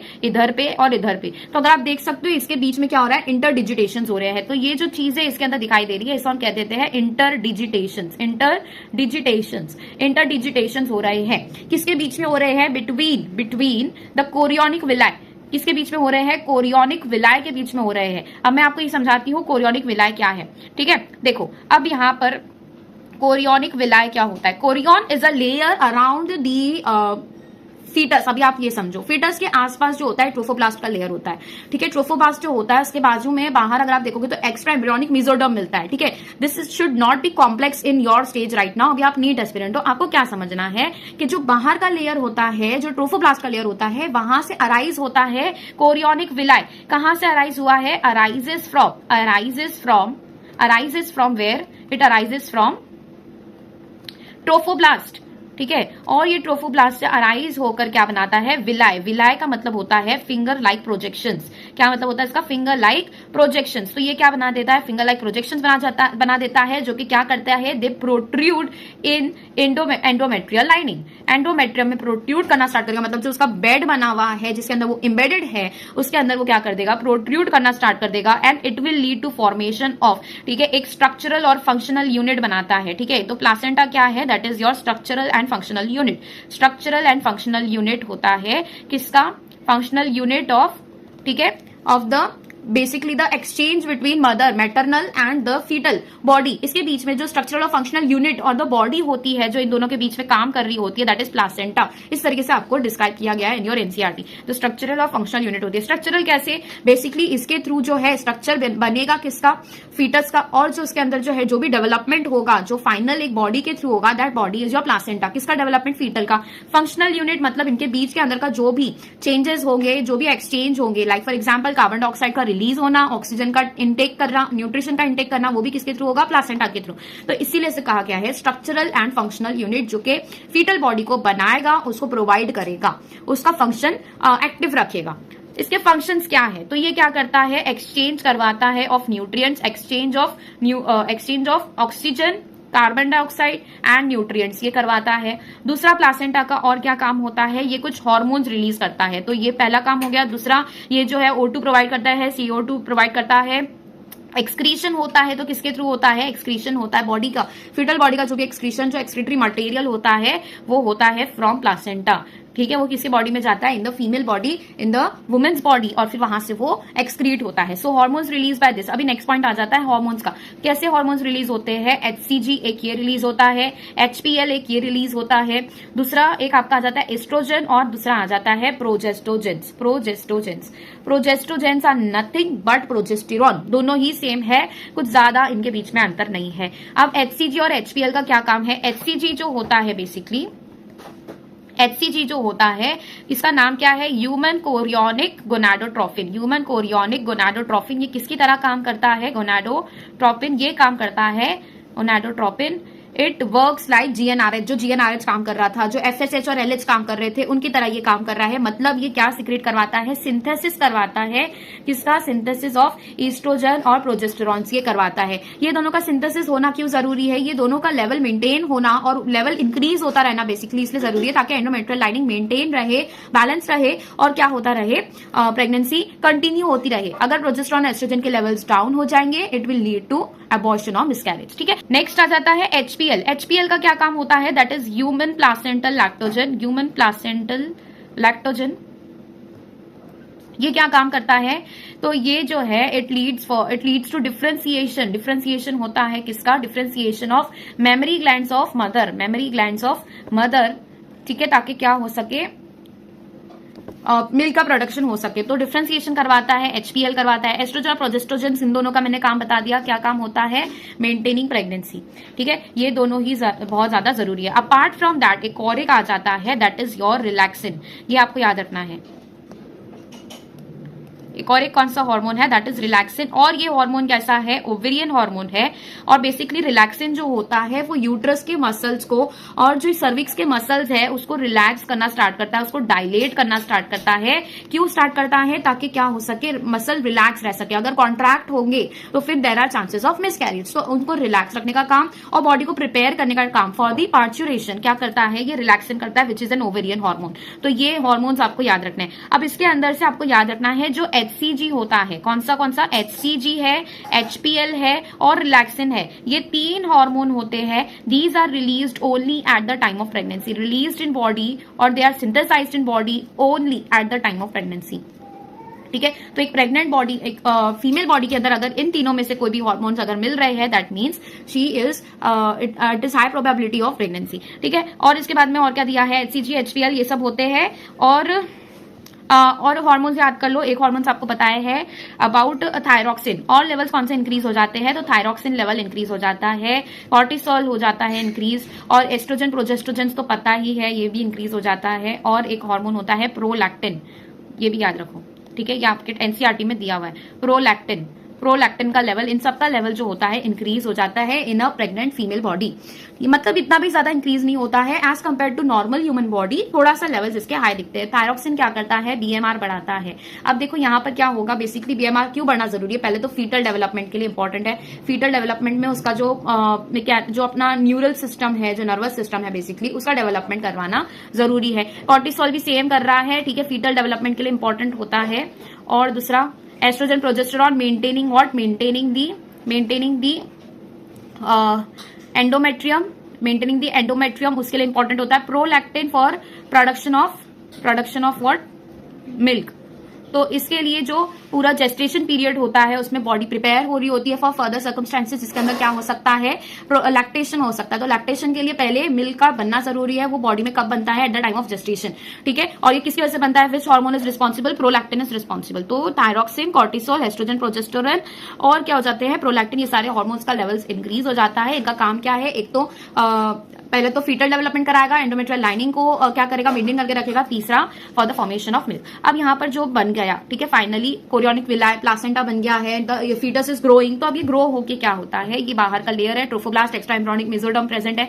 बीच में क्या प्रेजेंट होता है, एक तो एक्टोडर्म हो जाएगा, बीच में आ जाएगा मेसोडर्म और फिर आ जाएगा एंडोडर्म। तो एक हो जाता है किसका लेयर, एक्टोडर्म का लेयर हो जाता है। किसका लेयर हो जाता है, एक्टोडर्म का लेयर हो जाता है। जो बीच का लेयर होता है दैट इज मेसोडर्म, ठीक है, मेसोडर्म का लेयर हो जाता है। और जो बाहर का लेयर, जो इनसाइड लेयर प्रेजेंट है that is called as endoderm.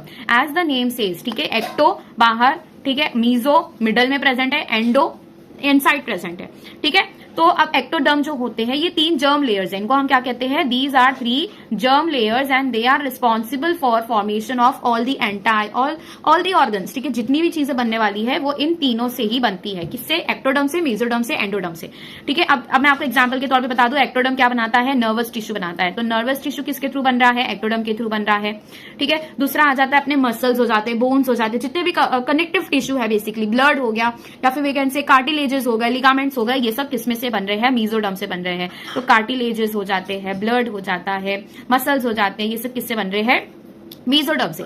और वही एंडोडर्म भी क्या करता है, अदर फंक्शन प्रोवाइड करता है। अब now formation of germ layers, ये तो 3 फॉर्मेशन समझ में आ गया। अभी फीटल डेवलपमेंट में आपको सबसे पहले क्या समझना है, जब तक कि जर्म लेयर्स बने वो पूरा ऑर्गन बनता गया। और एक चीज और याद रखो, इसके अंदर जो है एक ऐसे तरीके के सेल्स होते हैं, इसके अंदर जो अपना इनर सेल मास था ना, इनर सेल मास, उसके अंदर एक टाइप के सेल्स होते हैं जिसको हम कहते हैं स्टेम सेल्स। ये कैसे सेल्स होते हैं, प्लूरीपोटेंट सेल्स होते हैं। कैसे सेल्स होते हैं, प्लूरीपोटेंट सेल्स होते हैं। इसका मतलब क्या है, they are capable of differentiating, वो किसी में भी डिफ्रेंशिएट हो सकते हैं, differentiating in any type of cell.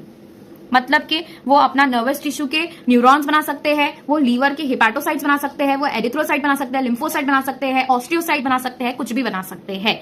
अब फीटल डेवलपमेंट में क्या देखना है, देखो फीटल डेवलपमेंट में सबसे पहले एट द एंड ऑफ, ठीक है, एंड ऑफ फर्स्ट मंथ में आपको क्या सुनाई देगा, क्या बनता हुआ दिखाई देगा, हार्ट फॉर्म हो जाता है। इसको सिर्फ आपको एज इट इज याद रखना है, हार्ट फॉर्म हो जाता है, ठीक है। उसके बाद में आपको जो है केयरफुली देखने पर, एग्जामिन करने पर क्या दिखाई देंगे, हार्ट साउंड स्टार्ट हो जाएंगे, हार्ट साउंड सुनाई देंगे ऑफ द फीटस। अगर आप किससे करते हो, स्टेथोस्कोप से केयरफुली डिटरमाइन करते हो, एग्जामिन करते हो तो, ठीक है। उसके बाद में क्या आ जाता है, सेकेंड मंथ के एंड में आपको लिम्स और, ठीक है, देखो एक चीज, पहले तो हार्ट फॉर्म हो गया, ठीक है। उसके बाद में क्या फॉर्म हो जाएगा, केयरफुली अगर इफ यू एग्जामाइन आपको हार्ट साउंड सुनाई देंगे। तीसरी चीज, bye the end of second month के एंड में आपको ठीक है क्या फॉर्म हो जाते हैं, लिम्स और डिजिट्स फॉर्म हो जाते हैं, ठीक है, लिम्स और डिजिट्स फॉर्म हो जाते हैं। नेक्स्ट फोर्थ में, ठीक है, bye the end of 12 weeks का मतलब क्या होता है, first trimester. Now what is trimester, trimester जो होता है, ट्राइमेस्टर मीन्स 3 मंथ्स। 3 मंथ्स, एक मंथ के अंदर कितने वीक्स आ जाते हैं, 4 वीक्स आ जाते हैं। तो 3 मंथ्स के अंदर कितने वीक्स आ गए, 12 वीक्स आ गए। तो जब आगे जाके आप गायनेकोलॉजी डिपार्टमेंट में अगर आप देखोगे, कभी आप जाओगे तो आपको समझ में आएगा, वहां पर we don't talk in months के इसमें बात नहीं करते, वी कैलकुलेट इन वीक्स, ठीक है। और उस हिसाब से हम देखते हैं फर्स्ट ट्राइमेस्टर चालू है, सेकंड ट्राइमेस्टर चालू है। तो अगर कोई कह रहा है 20th वीक में अगर वो है, सपोज करते हैं, तो वो कौन सा मंथ हो गया, 5th मंथ हो गया। अगर वो कह रहा है 24th वीक चल रहा है, दैट मीन 6 मंथ एंड होने को है, ठीक है। So be simply divided by 4, ठीक है, समझ में आया। अब यहाँ पर by the end of 12th week मतलब क्या हो जाता है, that is your first trimester का एंड हो गया है, 3rd मंथ का एंड हो गया है। वहां पर आपको क्या दिखाई देंगे, लिम्स और डिजिट्स डिवाइड होने के बाद में इसके ऑर्गन सिस्टम्स डेवलप हुए दिखाई देंगे, डेवलप हो जाते हैं, जिसके अंदर आपके एक्सटर्नल जेनिटेलियाज आ जाते हैं। एक्सटर्नल जेनिटेलिया है, इंपॉर्टेंट जो भी ऑर्गन्स है, वो ऑर्गन सिस्टम सारे डेवलप होते हुए दिखाई देंगे, ठीक है। यहां तक समझ में आया सबको। देन उसके बाद में बाय द एंड ऑफ, ठीक है, 3rd मंथ देख लिया, अभी डायरेक्ट 5th मंथ के एंड पर आ जाओ। 5th मंथ के एंड में क्या दिखाई देगा आपको, तो फर्स्ट मूवमेंट्स दिखाई देते हैं, फर्स्ट मूवमेंट्स फील होंगे, फर्स्ट मूवमेंट्स फील होते हैं by the end of 5th month, ठीक है। और क्या होगा, तो हेयर आ जाएंगे on head, hair on head, ये डेवलप हो जाते हैं। फिफ्थ मंथ हो गया, अभी सिक्स्थ मंथ के एंड में मतलब सेकेंड ट्राइमेस्टर के एंड में क्या होगा, बॉडी हेयर डेवलप हो जाते हैं, बॉडी हेयर डेवलप हो जाएंगे, आई लैशेस डेवलप हो जाएंगे, और अपार्ट फ्रॉम दैट जो आई लिड्स होते हैं वो सेपरेट हो जाते हैं, ये डेवलप हो जाते हैं पूरी तरीके से, और ये क्या हो जाएगा, सेपरेट हो जाएगा। मतलब आई लिड्स जो हम आंख खोल बंद कर सकते हैं, that is because of the eyelids, तो ये सेपरेट हो जाते हैं। And then finally 9th month के एंड में, दैट इज थर्ड ट्राइमेस्टर, ठीक है, थर्ड ट्राइमेस्टर जो फाइनल ट्राइमेस्टर, यहाँ पर बॉडी फुल्ली ग्रोन हो जाती है and it is ready for parturition, ठीक है, फुल्ली ग्रोन हो जाती है, फुल्ली डेवलप या फिर fully grown. Then parturition, what is parturition, it is the delivery of the baby, ठीक है, सिंपल लफ्जों में इट इज दिस। अब यहाँ पर क्या होता है, जेस्टेशन पीरियड्स होता है 9 मंथ्स का, ठीक है, इसके अंदर जो है सारे डेवलपमेंट, जितने भी ऑर्गन सिस्टम, हार्मोनल सिस्टम सब बन रहे हैं इसके अंदर। अब जैसे ही 9th मंथ स्टार्ट होता है, वहां पे क्या 9th मंथ के एंड में क्या हो जाते हैं, यूटेराइन कॉन्ट्रैक्शन स्टार्ट हो जाते हैं, यूटेराइन कॉन्ट्रैक्शन स्टार्ट हो जाते हैं, और ये यूटेराइन कॉन्ट्रैक्शन की उसको हम कहते हैं लेबर, और ये लेबर के बाद में क्या हो जाता है, बेबी डिलीवर हो जाता है, ठीक है, नॉर्मल कंडीशंस में। अब यहाँ पर फीटल इजेक्शन रिफ्लेक्स, अब सबसे पहले समझना है पार्चुरेशन के अंदर जो है सबसे पहले क्या होता है, ठीक है, सबसे पहले क्या होता है, फीटल इजेक्शन रिफ्लेक्स। जब पूरा डेवलप हो गया है, now what will stimulate the process of parturition, सबसे पहले इसको पार्चुरेशन के लिए स्टिमुलेट कौन करेगा, तो that is stimulated by the, ठीक है, दैट फुल्ली डेवलप्ड फीटस। तो ये क्वेश्चन आप लोग को यहां से आया है कि what is fetal ejection reflex, या फिर आपको पूछ सकता है कि the first the signals for the parturition is stimulated by what, by which of the following, तो the fully developed fetus and placenta, ये दोनों मिला के क्या करते हैं, फर्स्ट स्टिमुलेशन प्रोवाइड करते हैं, they provide the first stimulation, किसके लिए, पार्चुरेशन के लिए, ठीक है, कौन प्रोवाइड कर रहा है, डेवलप फीटस और प्लासेंटा से हो रहा है। बेसिकली यहाँ पर क्या होता है, जो डेवलप फीटस है, जो फीटस डेवलप होता है, यहाँ पर क्या होगा, इसका जो ऑक्सीटोसिन, इसका अंदर का जो पिट्यूटरी ग्लैंड होता है, फीटस के अंदर का जो पिट्यूटरी ग्लैंड होता है, यहाँ पर से रिलीज होता है some amount of oxytocin, oxytocin release होता है, जो कि क्या करता है, इट विल एक्ट ऑन, ठीक है, ये क्या करेगा, यूटेराइन का कॉन्ट्रैक्शन कराएगा, फर्स्ट यूटेराइन कॉन्ट्रैक्शन करवाएगा, ठीक है, फर्स्ट यूटेराइन कॉन्ट्रैक्शन करवाएगा। इसके बाद में अगर जैसे ही यूटेराइन कॉन्ट्रैक्शन पहला फील होता है, वैसे ही जो मदर का क्या है, मदर का जो जो अपना पोस्टीरियर पिट्यूटरी ग्लैंड है, जो पिट्यूटरी ग्लैंड यहाँ पर प्रेजेंट होगा, पिट्यूटरी ग्लैंड वो स्टिमुलेट हो जाएगा for the formation of what, for the release of oxytocin. तो यहाँ पर प्रेग्नेंट फीमेल एक बना देते हैं, यहाँ पर प्रेग्नेंट फीमेल है, और यहाँ से क्या होगा, ऑक्सीटोसिन रिलीज होना स्टार्ट हो जाएगा। जैसे ही ऑक्सीटोसिन रिलीज होगा, it will lead to what, it will lead to more, ठीक है, it will lead to more uterine contractions, और ज्यादा यूट्राइन कॉन्ट्रैक्शंस दिखे जाएंगे, और ज्यादा यूट्राइन कॉन्ट्रैक्शंस होंगे, और उन कॉन्ट्रैक्शंस की वजह से वापस से कौन स्टिमुलेट हो जाएगा, पिट्यूटरी ग्लैंड स्टिमुलेट होगा, और ऑक्सीटोसिन रिलीज होता रहेगा। तो सबसे पहले क्या होता है, सबसे पहले जो फीटस है, दिस इज योर फीटस, ये फीटस क्या करता है, it releases oxytocin in very minimal amount. तो एक तो पहले तो आपको ये समझना है, जो पार्चुरेशन होता है ये कैसा होता है, it is a complex neuro endocrine mechanism, इस तरीके से आपको लिखा हुआ है, कॉम्प्लेक्स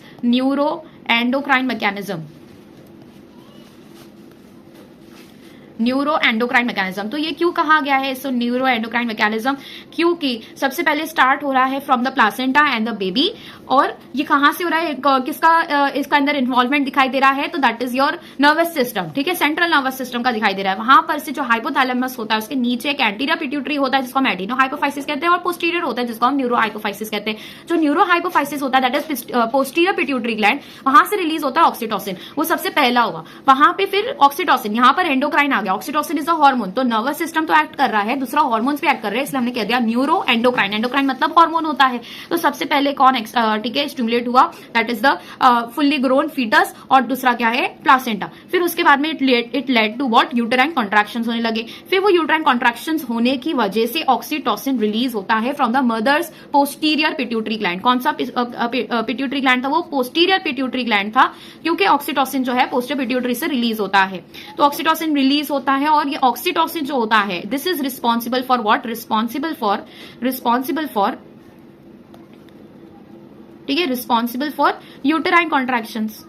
तो इट इज, तो इसी चीज के लिए रिस्पॉन्सिबल होता है, तो यही करेगा, तो वो और ज्यादा यूट्राइन कॉन्ट्रैक्शंस करवाएगा, और ज्यादा यूट्राइन कॉन्ट्रैक्शन की वजह से और ज्यादा ऑक्सीटोसिन रिलीज होगा, and this will go on, ठीक है, यही साइक्लिक जो है चेंज चलता रहता है, इवेंट्स चलते रहते हैं, अंटिल द बेबी इज ठीक है, डिलीवर्ड। अब यहाँ पर एक क्वेश्चन आप लोग को दिया है फ्रॉम योर एनसीईआरटी, ठीक है, the placenta is also expelled out of uterus after some time, मतलब जैसे ही बेबी डिलीवर हो जाता है प्लासेंटा भी it is given out from the body. The what do you think the doctors inject you to induce delivery? Of course जो अपने artificial oxytocin बनते हैं वही उन लोग क्या करते हैं, इंजेक्ट करते हैं इन मदर्स, आईवी देते हैं उनको, बेसिकली आर्टिफिशियल ऑक्सीटोसिन प्रोवाइड करते हैं, ठीक है। तो ये ऑक्सीटोसिन ही होता है जो मेन इसके लिए रिस्पॉन्सिबल होता है। यहां तक समझ में आ गया। अब लैक्टेशन क्या है? जो प्रोलैक्टिन हार्मोन था वही इसके लिए रिस्पॉन्सिबल था, और जैसे ही 9 मंथ का एंड आता है ना, 9th मंथ का एंड आता है, that is the end of the third trimester का एंड आता है, वैसे ही क्या होने लगता है, मिल्क रिलीज होना स्टार्ट हो जाता है from the mammary glands of the mother. Milk जो रिलीज होता है इनिशियल डेज में, जो मिल्क रिलीज होता है after parturition, initial days after parturition, उस मिल्क को हम क्या कहते हैं? It is called as what? Colostrum. This is very important, colostrum कहते हैं, कोलोस्ट्रॉम, ठीक है। अब ये जो कोलोस्ट्रॉम होता है it is rich in antibodies, it is rich in what? It is rich in antibodies, और इसीलिए ये हाईली रिकमेंडेड होता है बाय दी डॉक्टर्स, ठीक है, ताकि बेबी को यही कोलेस्ट्रॉल, ये मिल्क दिया जाए। It is rich in antibodies, और एक एंटीबॉडीज जो आपको किसके अंदर दी है, ये आपको एनसीईआरटी में दिया है, ठीक है, इस चैप्टर में नहीं दिया है। ह्यूमन हेल्थ एंड डिजीज के अंदर जाओ, ह्यूमन हेल्थ एंड डिजीज वाला चैप्टर है, ठीक है, वहां पर जाओ, आपको मिलेगा IgA एंटीबॉडी होती है जो कि कोलेस्ट्रॉल में मिलती है, and this is very much important for the newly born baby, ठीक है, न्यू बॉर्न बेबीज के लिए बहुत इंपॉर्टेंट होता है। It is highly recommended by doctor, इस तरीके से आपको लिखा हुआ है। कोलेस्ट्रॉल रिच होता है इन एंटीबॉडीज, ये इनिशियल डेज ऑफ पार्चुरेशन में मिलता है, ठीक है। यहाँ पे चैप्टर हो जाता है एंड। अब हम जो है इसका हमने PYQs भी प्रैक्टिस कर लिया है, इसको हमने पूरा डिटेल समझा है, इसका मैं आपको PDF प्रोवाइड कर दूंगी, ये नोट्स आपको प्रोवाइड कर दूंगी in my Telegram channel, link मैंने डिस्क्रिप्शन में दे दिया है ऑफ द चैनल। जल्दी से जाओ चैनल को ज्वाइन करो एंड सब्सक्राइब करो if you like this video, if you find this video helpful basically, क्योंकि आगे हम और चैप्टर्स करने वाले, रिप्रोडक्टिव हेल्थ है, बायोमोलिक्यूल्स है, बायोटेक्नोलॉजी है, सारे चैप्टर्स करेंगे। And yes, I am getting a lot of queries, जिसका मैं एक सेशन में एक वीडियो अपलोड कर दूंगी, ठीक है। बिल्कुल भी डाउट्स में आप रहो मत, कमेंट कर दो अगर कोई भी डाउट आ रहा है तो। That's it, thank you so much.